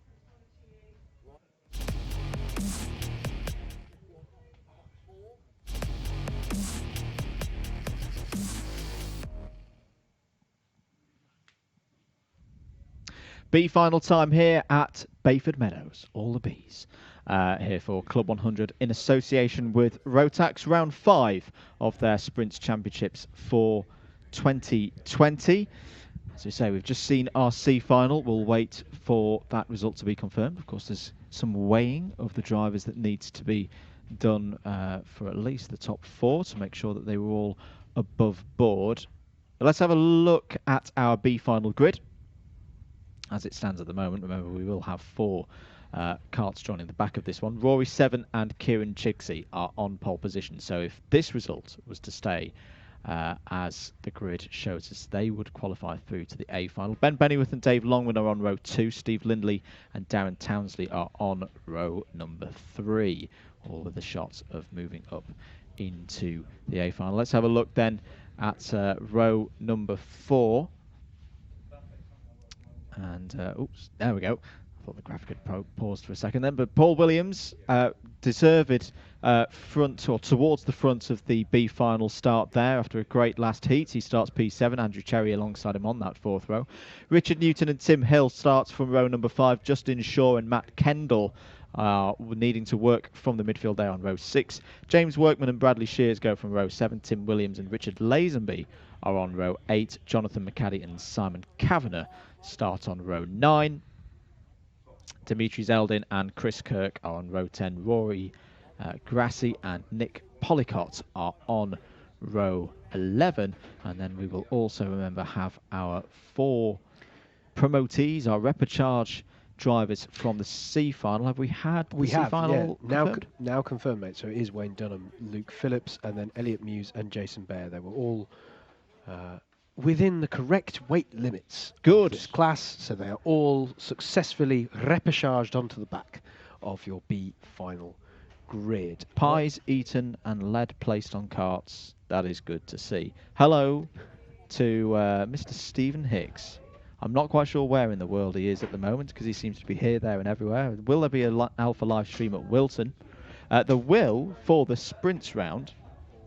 So that, I believe, if I am not mistaken, is the 11th of October.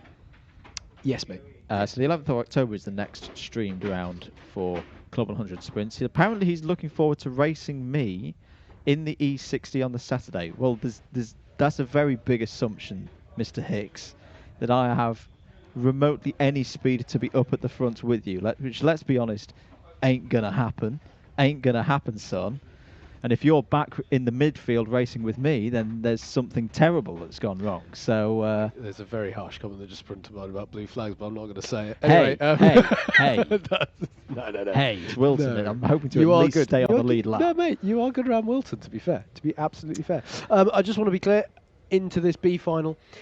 Super heavyweights podium, not going to be determined in this one. Ooh. There are 3 super heavies up in the A final, so that is not going to be determined here. But it is your podium for Class 3.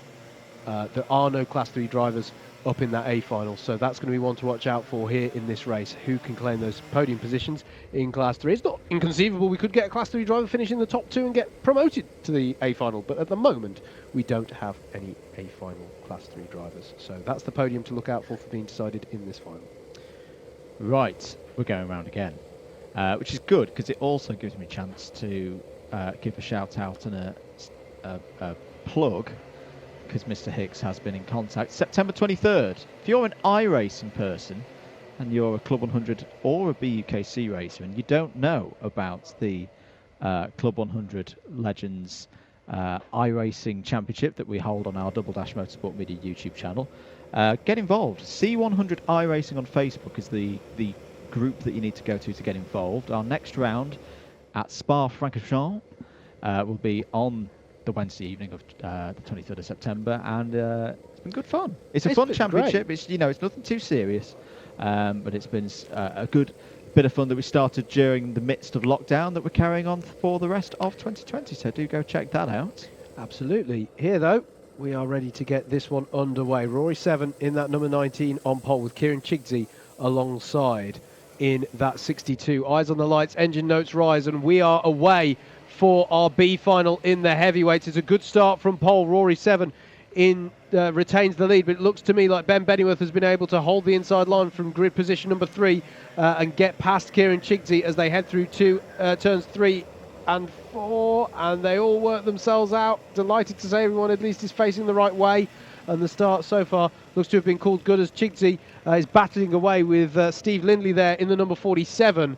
I didn't get a chance to say there's a penalty already for Steve Lindley given there. Bump and pass for four bump and places. pass. So that's it. He's definitely not getting through to the A final. Already lost that opportunity. I was going to say, Andrew, whilst you were talking about the grid of this one, there are a lot of drivers in this one who I think would consider them, so yeah, I can get up into that A final. That's one of those drivers, I think, taken out that running already, as here he is under pressure from Paul Williams, and himself applying pressure to Kieran Chigsey is further back in the order. Here are all our drivers, some of them, of course, the promotees from our C final. At the end of lap 1 then, Rory 7 leads in the 19, Kieran Chigsey in 2nd, Steve Lindley in 3rd, Paul Williams there in 4th in the 65, and David Longman, our only Class 1 runner, as Lindley goes down the inside of Chigsey for 2nd place, but Chigsey is going to come back at him. Look out for Paul Williams and David Longman, all trying to capitalise on that, but it stays as they were through turn number 5 and into 6. But Paul Williams is going to be hung out to drive. That's going to allow David Longman back surely, but no, Paul Williams is going to hold on round the inside, and look out as well for Ben Bennyworth becoming involved in the 96. This is crazy stuff here going through turn 8 as all these drivers. David Longman's going to try to hold it on the inside, side by side through 10, side by side through 11. They're going to be no. Paul Williams manages to hang on. How did Paul Williams hold on to that position? But they've got to be careful, Andrew, because they don't want to lose touch with the top group if any of these drivers harbour ambitions to make it into that A final. I've got to say, Paul Williams is racing his heart out today. I thought Dave Longman was going to hold him around the outside through turn 9, but Paul Williams held it in there, has kept that 4th position, effectively 3rd when you take Lindley's penalty into account, and Kieran Chigsey is holding a bit of a train up here, and I do wonder, is it actually playing into his own hands? Oh, Williams down the inside, that's brilliant. Great move by Paul Williams, gets 3rd now on the road. Chigsey's got to do it, Andrew. He's got to defend like crazy. He's in 2nd place. He's in that crucial 2nd place. And you know, if he's got that pressure from behind, he has to try and defend it. But is he potentially encouraging more of these drivers into the mix by defending? Quite possibly, but I'm not sure what else he can do in a way. If you know, if he loses that position, he already had a stack of 5 karts behind him. Yeah, it doesn't make a difference whether it's 5 karts or 8 karts that are on your tellers. There goes Paul Williams for 2nd place, and he got the job done. But Chigsey has got his kart alongside, side by side, heading towards turns 2 and 3. and he tries to get him. He tries to get by in 2, but Paul Williams comes back at him in 3, and Paul Williams has held on to that second place as Steve Lindley now attacks Kieran Chigsey into 5. And David Longman again looking to get through, our only Class 1 runner who hasn't been able to secure himself a spot on that A final grid. Looking to get, he just has to get 3 more karts done and he would be on for that. But he's down there at the moment in 5th place, chasing Kieran Chigsey. But again, a lot of time still to play. 8 minutes and 42 seconds for Longman to try and work his way through. What he doesn't want to do is get too aggressive and then, get overtaken by the likes of Ben Bennyworth and Andrew Cherry just behind, because that would make his job clearly a lot more difficult. But he's still got time on his side here to try and pull this one back as they go through. I mean, Rory 7's gone. He's gone up the road and he's got this win. He's got the spot in the A final. As long as he doesn't do anything silly, such as clipping a cone or exceeding track limits too many times. Paul Williams holding on to this second place. Another curb warning has just come in. Oh, there's a spin in the background, Andrew, and that was in the battle. That was the likes of it was sort of the latter half of this pack. So I think we're looking Townsley. we're looking in the Darren Townsley, Bradley Shears, Justin Shaw, Jonathan McCady, and Tim Hill was on the back of this train as well. Those karts towards the back. So we might have to see who's lost out there. I was about to say that there was a train of about 10 karts and any of them could take the second place in theory, but that's just been whittled down somewhat here as they all battled over things towards the back of this train. And there's a penalty there for Jonathan McCady, so blame attributed to him in that incident. Longman down the inside of Kieran Chigsey, tries to make the move stick, doesn't get it done, has now got to defend. This is what we were saying. He's got to defend now from Ben Bennyworth, who's down the inside for 5th place, and has got it. Great stuff there from Bennyworth to take advantage of that. It is so difficult to overtake into that first turn. It's not really a corner where you can do a dive bomb. You've got to be fully alongside to take control of the corner, and Longman didn't quite have that at that spot of the race. Look at Tim Hill coming into this as well, not too far behind there in the number 74. Bennyworth goes defensive there as they go into turn number 9. There's been a curb warning for Kieran Chigsey. Yeah, so the 2 drivers who were involved in that contact and dropped down and spun as a result. Yeah. Jonathan McCady, who had the blame attributed to the takeout, and presumably he took out the other driver involved, which was Bradley Shears. So when you're talking about Tim Hill coming onto the back of his mate, he managed to survive that because he was behind both of them. So experience showing there, I think, a little bit for Hill to navigate that incident. But those are the 2 drivers who, unfortunately, their races have become perhaps ones to forget. Certainly with regards to any hope they had of gaining the promotion. But here we go, Ben Bennyworth just going a little tighter on the entry into turn 5 there, just to head off David Longman, but it hasn't really deterred Longman in his pursuit of looking for opportunities to get by here. And as you say, Andrew, plenty of time left. I've noticed Bennyworth takes that line generally into turn 8, just a slightly tighter line. He was doing that a couple of laps back when he was under no pressure at all, so that is his preferred line going into that one. And I can kind of see that making sense because it deters the moves, and there's very rarely an opportunity to come back at someone in turn 9. So if you're slow through the latter part of 8 as a result of being tight, it maybe doesn't penalise you too much, although it's worth saying that 9 leads into 10 and 11, and it is really difficult to know how to string all those corners together sometimes. But Tim Hill there getting by Andrew Cherry over 7th place there. Cherry very wide through turn 2, but managed to hold it together and bring it back in, keep it on the grey stuff there. Roy 7, as you said earlier, mate, he's sort of checked out, although the gap is now reeled in slightly by Paul Williams. There was the gap, you just saw it visually on your screens.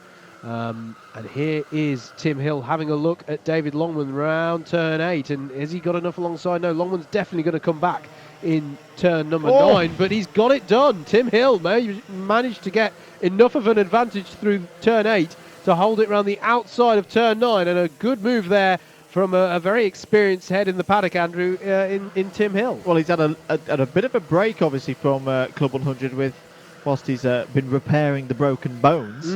He wasn't at PFI for the 6 hour a few weekends ago, and he does seem very refreshed. There's been a lot of racing going on the last few weekends.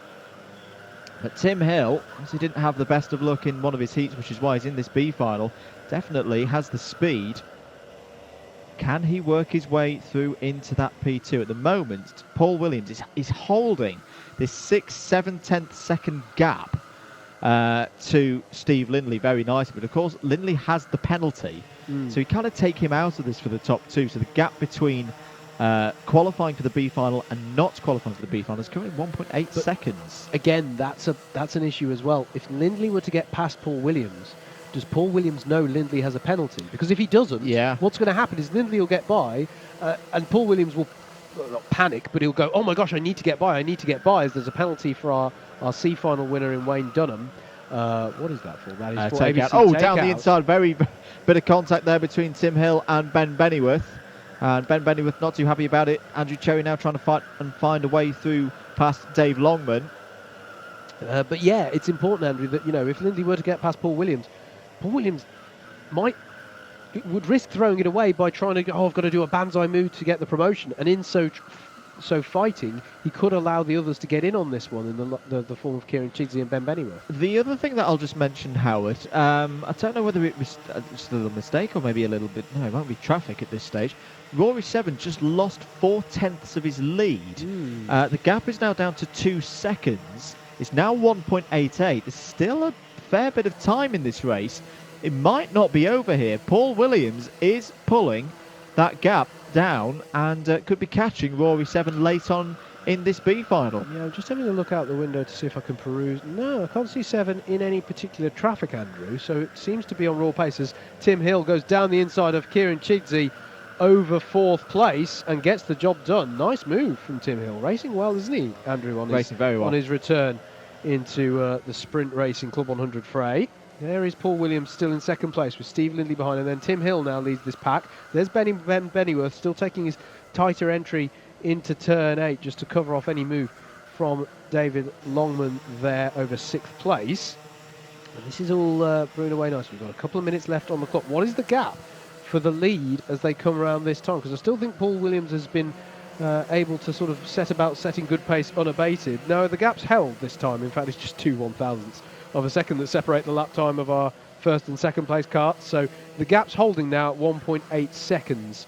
And I think it would take something quite extraordinary for that to whittle down. But Paul Williams, here it is, Andrew. Paul Williams now going defensive against Steve Lindley, and he'll be losing time here when actually he could just let Lindley go. Nice move, though. Just saw from Chris Kirk putting move on Richard Newton. That's your leader in the number 56 in C3. So your C3 podium currently is Chris Kirk, Tim Williams and Elliot Muse from the C final. So that's some great racing there. But yeah, you're right, Howard. I don't think Williams knows that Lindley has the penalty. Otherwise, he would just be quite happy to work with Lindley at the moment, in the knowledge that Lindley would then take the penalty and pop himself back up into 2nd place. We are on the last lap, though. We are. So now it's now or never for any of the moves that you want to make. There is your race leader, Rory 7, who we have barely seen. Just been able to hold the gap. Again, he actually opened out the gap on that last lap. So he's looking good at the moment for the win and indeed that promotion. Behind him, though, Paul Williams battling away. Is he with Steve Lindley? I think there was a little look from Lindley into one of the hairpin turns there. But again, he's looking all right at the moment, Paul Williams. Just got to get it around the second half of this lap. So Rory 7, as Howard said, has had a very quiet race, but that's just what you want in one of these repechage finals. Get to the front, get your head down, get the win, and move on to the next one. And that's exactly what Rory 7's going to do. We'll see him in the A final, and Paul Williams races through into the A final as well. Steve Lindley is 3rd. Tim Hill sets the fastest lap of the race on the last lap, 54.626. He'll be classified 3rd once Lindley's penalty is taken into account.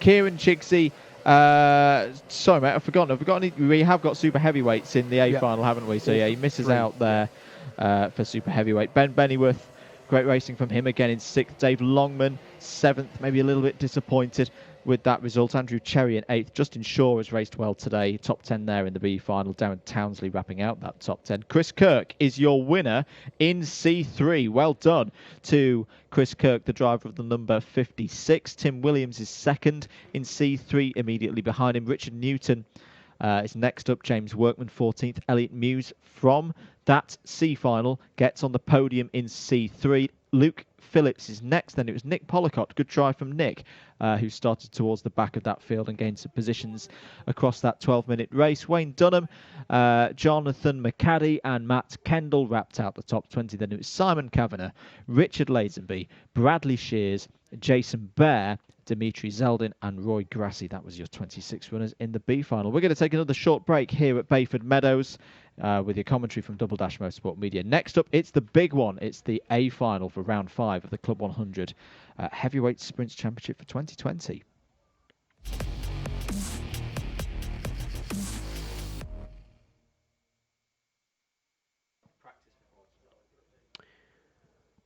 It's going to be a little bit more chill for this one, just because the drivers have a few laps of practice, and obviously we are calculating the well, I'll say calculating the grid. We know most of the A final grid, but it's just a question of weighing those drivers in that B final and checking that they are within compliance on the weight limits of this heavyweight class. So that is something that needs to be checked.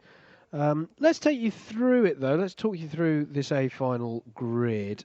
Sean Briley, 6th in the heavyweight standings overall coming into today. His best finish in a trophy final so far this year is a 3rd place. He starts this one from pole after a fantastic series of heat races today. So going to be an interesting one for Sean. What can he go on to convert that into? But he's got Joe Holmes alongside. And you can see as well, these are the points. You can see what they've scored across all the heats, and it's very close, as you can see. In situations where the points are equal, we go to the lap time that they've done, the fastest lap time across the heats. So Sean Briley and Joe Holmes, your front row. Anwar Burrell Smith and Chris Dixon on row number 2. Bill Taylor and Dave Pethers on row 3. Both 2 drivers who have had a very strong day at the races, Andrew. And Bill Taylor, the highest place of our super heavyweight drivers as well. So featuring really well here today. Then it's Adam Wright and Oliver Moss on row 4. Row 5 is Lewis Ridd and Miguel Hall, which I think makes them the highest place of our Class 2 runners on this grid. Stuart Jones and Stuart Simmons, 2 more Class 1 runners, are on row 6. Row 7 is Matt Wileman and Jeff Lamb. And then on row 8, we're going to have Steve Bosley and Stephen Downs. Row 9 is going to be Alex Pritchard and Richard Allen. Row 10 is going to be Lenny Wood and Jonathan Elliott. Lee Henderson and Nick Trafford makes it an all super heavyweights. Row 11. And then it's Stuart Madden and Jordan Salter on row 12. And then confirmed promotees from our B final is Rory 7 and Paul Williams, who will round out that grid. So that's your A final grid for this one. Hello to Brian Holmes, who's cheering on for Anwar Burrell Smith in this final race for our heavyweights. If you're tuning in to watch the lightweights, they will be coming up later this afternoon. There is a test session, a 30-minute free practice test session, where we will break off to get a bit of lunch and return about 2 o'clock, 2:15 for the start of the racing in the lightweights, where we did go through the same programme again, 12 heats, 3 finals. So do stick around for that. But this A final, just to remind yourselves of the championship situation, and I'm thinking, has Alpha Timing updated itself so far? No, it hasn't. So okay, so this is still the results that we had from the start of the day. Anwar Burrell Smith, the championship leader, has a good lead at the moment. However, there are some drivers, Adam Wright is an example, Joe Holmes is an example, who haven't done all the rounds this year. But Anwar Burrell Smith will be looking to consolidate his championship lead. Stuart Jones, 2nd on 695, the deficit being, 41 points at the moment. Jeff Lamb, 3rd on 685. As you say, 6th in championship, Sean Briley has run well in the finals so far this year. He's 3rd at round 4. He's had other results such as he's had 2 thirds. He has this So year. round 4 was Butmore, and was round 2 at Shennington, mate? I'm trying to remember. Yes, it was. So. Oh no, I'm going to correct myself there. He has had the third. The last round was actually in the B final. So it's good to see that today he's had the good heats results to get himself at the front of the field. Yes. If he's able to carry that form, I think he's on for a good result here. Could be a big result as well. There he is, the number 50 in the yellow and black. What I will say as well, mate, is I think that we've got a couple of drivers in Class 2 in Lewis Ridd and Miguel Hall. They're starting on row 5, and they have, how far back is it to the next Class 2 runner? They've got something like, they've got a couple of rows back to Steve Bosley. And of course, no Chris Gristwood here today, who's his C2 leader in the championship. So, you know, a big opportunity for Ridd, currently third in C2, to take a big step. Don't rule out Alex Pritchard as well. Is a very, very consistent driver. And he'll be looking for a good one. So, practice over. You can see the pace cart out there, forming this grid up. And 3 really big hitters at the front of this field. Briley, Burrell Smith and Holmes. This is a very difficult one to call. Form book. I don't see where the form book goes, because obviously you've got Holmes there. We know his record. Burrell Smith has a strong record as well. But such has been the strength of Sean Briley and the clinical nature in which he's raced today. I don't think we have a favourite in this. I think we've got 3 drivers, all very evenly matched at the front of this field. And any one of them could take this race victory. And all 3 of them, you know, there could be a bit of drama. They could take each other out. And you see Chris Dixon there in the green helmet. He's had a very strong run, calm run, collected run through the heats. I think we've got 6 super heavies in this one as well, mate. Yeah. Which is quite unusual for an A final. So plenty of action across all 3 of the subclasses that are still in action here. Our Class 3 podium has been decided. That was in the B final. But yeah, plenty of stuff to look out for in this one. We're going round again. Bill Taylor as well. You know, he's had such a strong day and has had that experience, obviously, of being at the front of the field across the course of the day so far. Yeah, absolutely. And of course, he's second in super heavies. Richard Allen, who you can just see there in the 26, he's quite much further down this grid. Yeah. And he's he's the highest position of the super heavies so far. So this is a good opportunity for Bill Taylor to get those points to hoist himself up towards Richard Allen in that championship fight for super heavyweight honours. So yeah. So the grid, if you're just joining us here at Bayford Meadows, it's round 5 of the Club 100 Sprints Championships for 2020. This is your heavyweight A final. Sean Briley, number 50, has pole position. Reigning champion Joe Holmes alongside him on the front row. Championship leader Anwar Burrell Smith, number 3, is there, P3 on the grid. Chris Dixon, who's had race victories so far today in the heats, in 4th. 12 minutes to decide who wins this round. You can see the drivers there trying to keep the engine warm, get that response good as we go green here at Bayford Meadows, and straight across there and into 3rd place. In fact, Joe Holmes was trying to cut across into 2nd. He wasn't able to do so, so it's a Bryars Racing 1-2 as they head towards the first big braking zone. It's Briley from Burrell Smith, from Holmes, Bill Taylor up to 4th, Adam Wright trying to go through there, and Miguel Hall has a half spin as they all try and get through turn number 4, and somehow they've just about done it as one of the tester carts goes away there. Alex Pritchard's number plate is making a bid for freedom, but that's already, to me, Howard, I think the field is split in 2 with whatever was going on there through turn 3 and turn 4, but it's a good start for Sean Briley. Yeah, they all bulked up, didn't they, as that incident that left Miguel Hall out wide into 4 sort of got itself settled. Remarkable that they all managed to keep it together there, but they did go five abreast at one point heading towards turn 5 as a result. But yeah, good move from Adam Wright. To get past, I was going to say to get past Bill Taylor, but Bill Taylor's got him back.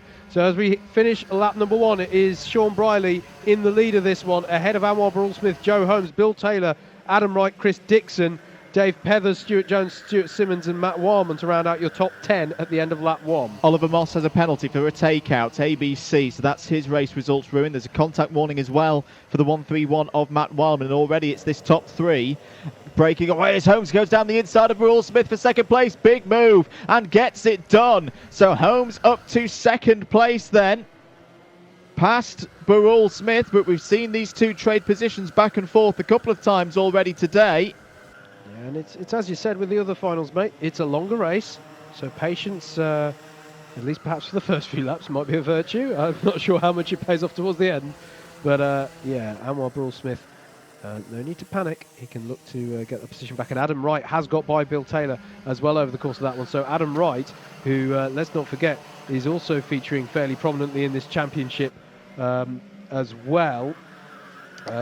He's missed a round, so it doesn't show up on scoring, but he is a very experienced driver, very successful driver, and he's in this fight as well. Briley defending. There's been a penalty for Matt Wildman, bump and pass. That'll be 4 places at the end of this race, and you get the sense that Briley is sensing that he does need to defend. Joe Holmes has got good pace in this race. Just want to mention as well, Richard Allen's had a storming start the last few laps. He's up to 12th place. That's second place, a clear second place in super heavyweights. Bill Taylor still leading in that subclass. They're P5 overall.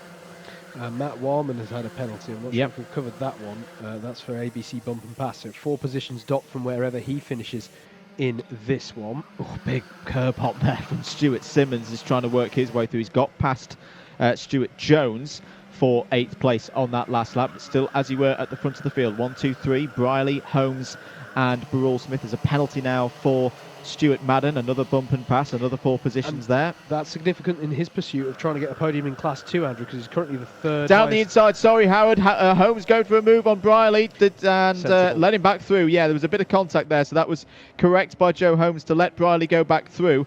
But he's going for it again as they go through the long left-hander. They're going to be side by side. Briley will have the inside for the next corner, which is a right-hander, and Burrell Smith's going to nip up the inside. Oh, he's side by side. Brilliant. Absolutely brilliant from Anwar Burrell Smith. He saw the door open again, went, yes, I'm going down the inside of you there, Joe, because this is key. This is key for championship as we get to this middle part of the season. Briley's having to defend again from his teammate in Anwar Burrell Smith, and Adam Wright is on the scene there as well in the number 4. It's a 4-way scrap for the lead. What did we say about patience being a virtue? Beautiful opportunism from Anwar Burrell Smith, and now he knows is the time to pounce. But Adam Wright is having a look at Joe Holmes. Holmes is having to go defensive here against Adam Wright in the battle over 3rd place, and that's but it's interesting, Andrew.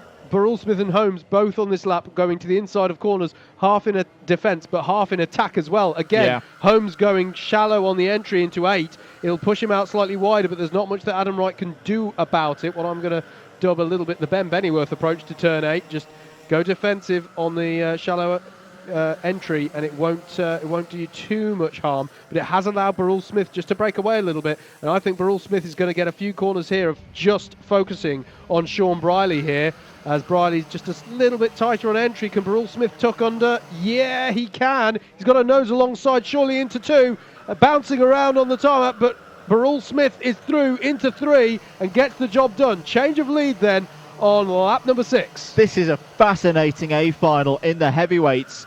Got the 2 teammates at the front. Surely they will try and work together now, because they'll have seen that Adam Wright is right there. He really is hassling the rear bumper of G3 Joe there, the number 1, the reigning champion. And Joe Holmes can't go for a big move at the moment because Adam Wright is right there. I was about to say filling his mirrors, but the Club 100 carts don't have mirrors. But you know what I mean. He's buzzing around, and Joe is distracted a little bit there and can't think at the moment fully about getting a move on Sean Briley. Can the Briars boys use that as a means to try and break away from him? Behind them is Bill Taylor. You just saw that train there, and he's sort of defending like crazy over this, because in that pack that's behind him, in that train, is second place in super heavies, Richard Allen. So Bill Taylor is defending like crazy. It's going to be very difficult for any drivers to get by. Stuart Simmons in 6th is trying to get by Bill Taylor with potential hopes of getting onto the back of this top 4. But at the moment, Bill Taylor is understandably defending like his points depend on it. Well, they do. Oh, but Stuart Simmons has got through there, Andrew. So Simmons now up into 5th place and will look about trying to get onto the back of this 4. Yeah, the gap is about 2 seconds at the moment between 4th and 5th place. Let's see what Simmons can pull out of the bag. Chris Dixon's still there as well in the green helmet. He's trying to find a way past Bill Taylor for 6th place. They come round to finish another lap. Here he comes, though. The pace is really, really high at the front of the field as Dixon has a little look. Oh my goodness, it's Stephen Downs on the scene. Where did he come from there? That was a huge attempt by Downs. He didn't quite pull it off. And we nearly had 3 wide through turn number 1. But the pace is high at the front of the field. Joe Holmes has just set the fastest lap of the race. He's through. He's through and into 2nd place. So Holmes with the fastest lap of the race. 54.408 is now into 2nd place on the road.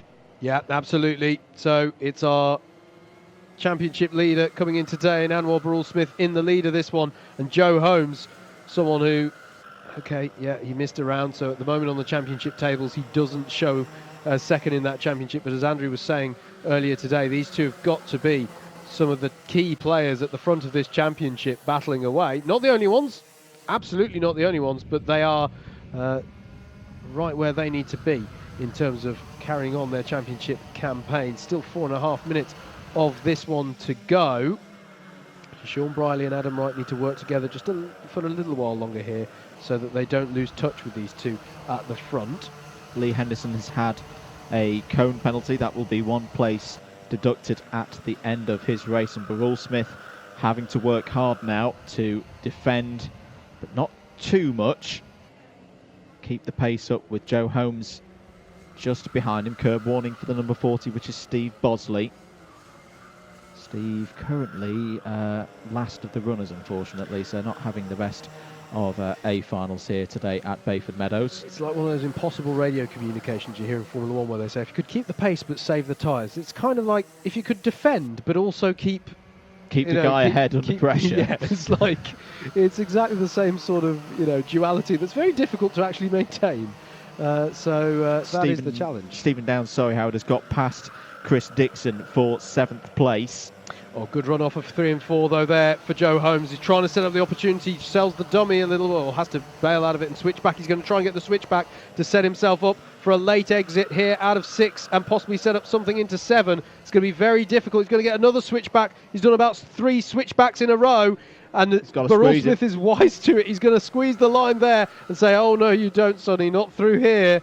Brilliant stuff, and that's allowed Briley to get right onto the scene. He was a little way off the back of Holmes, but now he's right in there, got a nose alongside in 10, thinks better of it and tucks in behind Holmes for turn 11. But that series of switchbacks right back at turns 2 and 3, Holmes was trying to get a later exit to get himself onto the back of Barrell-Smith, and it's closed this top 4 right up again as they come on to lap 11. This is such a close race. I cannot call which way this one's going to go. It could be any one of these 4. And Adam Wright, we've seen him do this before, and this is reminding me of Lyd last season, where he did a similar thing. He just stuck at the back of the squabble, waiting for something to happen. He's doing the same again here. He's on for good points once again in the Heavyweight Sprint Championship, even if he doesn't get onto the podium. And Briley has to go defensive to Wright there to prevent him going down the inside for 3rd. Still, as you were, Barrell-Smith ahead of Holmes, then Briley, then Wright. There he is in the number 4, 2 minutes 20 to go. Stephen Downs has got past Bill Taylor now, so it's Stuart Simmons in 5th and Stephen Downs, the next drivers down the order. There's still, if these top 4 really start battling, Andrew, they could come into this towards the end. It all depends on how this goes for the next couple of laps as our top 4 snake their way through turns 3 and through the left-hander of 4. Again, Barrell-Smith goes defensive here, but that's going to allow Joe Holmes to get a good late exit and more speed out of these hairpins. It's a repeat of what we saw a couple of laps ago, but so long as Barrell-Smith is wise to it and covers it off into 8, and indeed he does. It was an interesting little gesture there from Anwar. I'm not quite sure who that was to. It looked like get behind me, get behind me. Oh, Joe stuck one down the inside. Where did that one come from? Side by side. Is he going to let him back through? No, he's going to take the position on the road. I think he surprised Anwar there. He certainly did. He surprised us as well. He just managed to... He got such a late... He took a very late apex in turn 8, Andrew, and unusually that allowed him 9. But what was weird there was he sort of said, you can have it back if you want, and Barrell-Smith went, nah, that's fair. That was a fair pass. This is how I interpreted it, at least. So, fascinating stuff here, as this is surely the penultimate lap of this one. moves further down the order. Lenny Wood has just got past Nick Trafford. And I'm just seeing that might, with some of the penalties being applied, actually. No, it's not a class. Oh, as Adam Wright's right on the limit of adhesion there, breaking into the hairpin at turn number 6, and that's put him off the back a little bit, Andrew. But again, if these 3 ahead of him start battling, none of that will matter come the end of the last lap. This is all going to be fascinating as we're coming round here to start our final lap of the heavyweight run. We've got to do all of this again for the lightweights, mate. But this is fantastic stuff as our top 4 come through to begin the last lap of the heavyweights for round number 5 here at Bayford Meadows. Joe Holmes leads, and he just set the fastest lap of the race at 54.291 to try and head off the challenge from Burrell Smith. Can Joe Holmes close out what would be his 3rd A-final victory of the season? Won at Buckmore Park. Well, in fact, it would be his first win away from Buckmore Park this season. Obviously, he wasn't at Clay Pigeon, and Anwar took the win at Shennington. But he's keeping it calm. This is classic Joe Holmes. Just able to keep the corner speed so high. Doesn't even have to defend as they go through the long looping left-hander. And surely he's got it under control now. This has been a tenacious race. One of the closest A-finals I can remember in this class. It's not been a completely dominant display from Joe Holmes today. He's had to work really, really hard. But there's the number 1 in P1. He takes round 5 of the 2020 Club 100 Heavyweight Sprint Championship. That, Howard, was a champion's performance. He had to dig really, really deep into his locker there, but he's got the 130 points. Absolutely, mate. I am very, very impressed by how the top 4 raced in that one. The focus, rightly so, was kept on it because it was such a good battle. Fascinating to see the little bits of the little dogfights. You can just sort of see, Holmes is getting a later exit there. That's going to give him an opportunity here. Loving the way that you can see the dogfights, as there's a bit of frustration there for I think that was Lee Henderson, wasn't it? And I think he has unfortunately finished the lowest down of the super heavyweight runners in that, so clearly perhaps one to forget for himself there. But what a race at the front. That is exactly the kind of thing that we like to see between Holmes, between Burrell Smith, Adam Wright, as you say, mate, there on 4th place, ready to capitalise if any of them falter. And Sean Briley topping off a fantastic day with a podium finish there for himself. So massively impressed by those 4. Fastest lap on the last lap of the race as well from Joe, 54.280. He takes the win by less than half a second ahead of Anwar Burrell Smith. Sean Briley on the podium again in 3rd, Adam Wright 4th, Stuart Simmons 5th, Stephen Downs 6th. Bill Taylor is your super heavyweight winner. A really, really good effort from Bill today. Chris Dixon was 8th. 9th was Dave Pethers, who wins in C2. Stuart Jones wraps out the top 10. Richard Allen in 11th. 2nd in super heavyweight. Then it was Matt Wileman. Provisionally, he does have some penalties, though, that will relegate him a little bit down the order, but he was 12th on the road. 13th overall, 2nd in C2, Miguel Hall, immediately ahead of Stuart Madden, who takes 3rd in C2. Oliver Moss wrapping out the top 15. Then it was Lenny Wood, Alex Pritchard, Lewis Ridd, Nick Trafford and Jonathan Elliott for the top 20. Jordan Salter, Paul Williams, Rory Seven, Jeff Lamb, Lee Henderson and Steve Bosley. Those were your finishers in that A-final. And that was, as you come back to us in the box, it's quite warm in here now. That was yes. I mean, that was tense. I thought that was a really, really tense A-final, more than usual. Yeah, I felt that as well, and I have to say as well, I feel sort of slightly bad that we weren't able to. Well, it's always the curse, isn't it? We can't focus on everything. Yeah.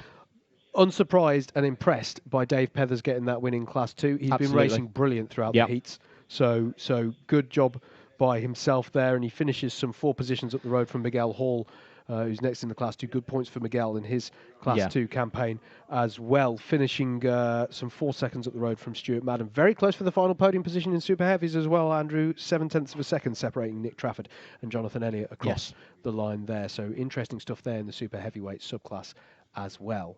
Just looking at the social media, hello Matt Hale, who says, great race from the top 4. Good effort, guys. Absolutely agree. Hello to David Whitehouse as well, good mate of ours. On Twitter, watching the Club 100 Racing Heavyweight Final, Rob Moore. Both of us know we would have won this one. That's on the hashtag Club100 Live and at Double Dash Motorsport Media, at Double Dash MM on Twitter. Right, we do take a bit of a breath now. We're going to go into a bit of a break. The lightweights are having their briefing for their test shortly, which will be about half an hour long. So half an hour to 45 minutes, we will be back to do it all again here at Bayford Meadows. It'll be round 5 of the Lightweights Championship. My name's been Andrew Mather. He's been Howard Mitchell. Together we've been Double Dash Motorsport Media. Do give us a like on Facebook, at Double Dash MM on Twitter and Instagram as well. This has been your Alpha Live production for Club 100. We'll be back after the lunch break for more action here at Bayford Meadows for the Lightweights. We'll see you then.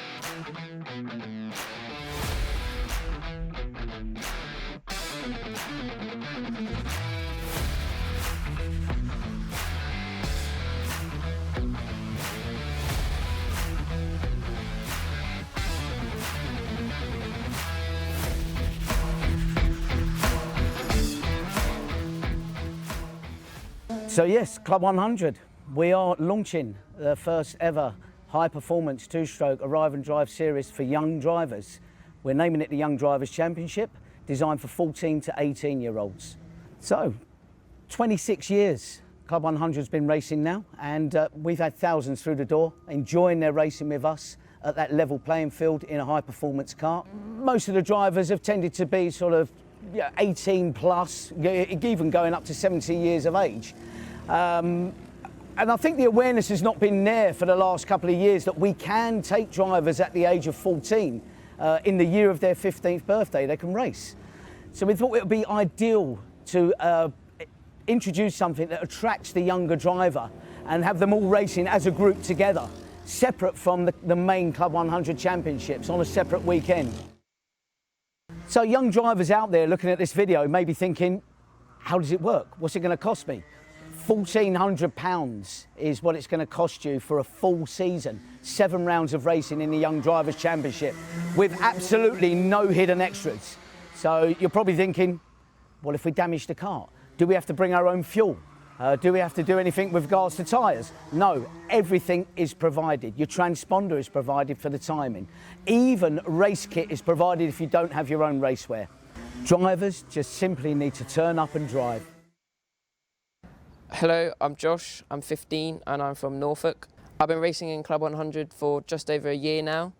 I really enjoy racing with these new karts. What I really like about Club 100 is the fact that no matter what driver level you are at, you will always have someone that you can race against because there are so many people. I really love racing in the quicker karts with the 2-stroke engines because I find it more fun. What I also enjoy is that everyone is on the same equipment and it's also pretty level, so it's all down to driver ability. I'm Bailey Morgan, I am 14 years old and I am from Hastings. I started karting when I was 5 years old and I've been in Club 100 for about a year now. What I love about Club 100 is the sheer speed of the karts and how the brakes are really good at the same time and how each and every track is different in its own way. Well, it is really good because it's more clean, more fair, and the karts are obviously more fast, so that's more enjoyable. My name's Martin, I'm Josh's dad. We got involved with Club 100 just over a year ago. We really got involved with the championship. We found it so friendly, we found it a nice level playing field for the kids and adults to race. But more than that, it's a good family get-together. Josh is talking to his chums that he's met racing. We're talking to the parents. It's become a real social event with us. My name's Chris, I'm Bailey's dad. I go to all the races with Bailey in the current championship of Club 100, but we've got a new concept coming out next season called the Young Drivers Championship. It will put Bailey and other youngsters that are currently in Club 100 into the same bracket. It's a brilliant idea, and to bring more young people into it, and hopefully they then move on to the bigger championship when they feel in this, they're at the appropriate age and readiness, really. So Motorsport UK, the UK's governing body for all things on four wheels, right up to Formula One, they recognise Club 100 and they think the Club 100 concept is a good thing, and they really do want to get involved in the Club 100 Arrive and Drive concept. So for the first time for next year in the Young Drivers Championship, which we're introducing, drivers that take part in the full season will be able to achieve their full race licence with Motorsport UK. I really look forward to racing in the Young Drivers Championship next season, as I think it will be nice to race against people my own age. The Young Drivers Championship is a brilliant concept. We're really looking forward to coming. Joshua, to be able to race with people his own age on a level playing field is second to none. I can't wait to race in the Young Drivers Championship. So if you want to get involved in the Club 100 Young Drivers Championship next season, just head to the website www.club100.co.uk or find us on Facebook, Club 100 Racing.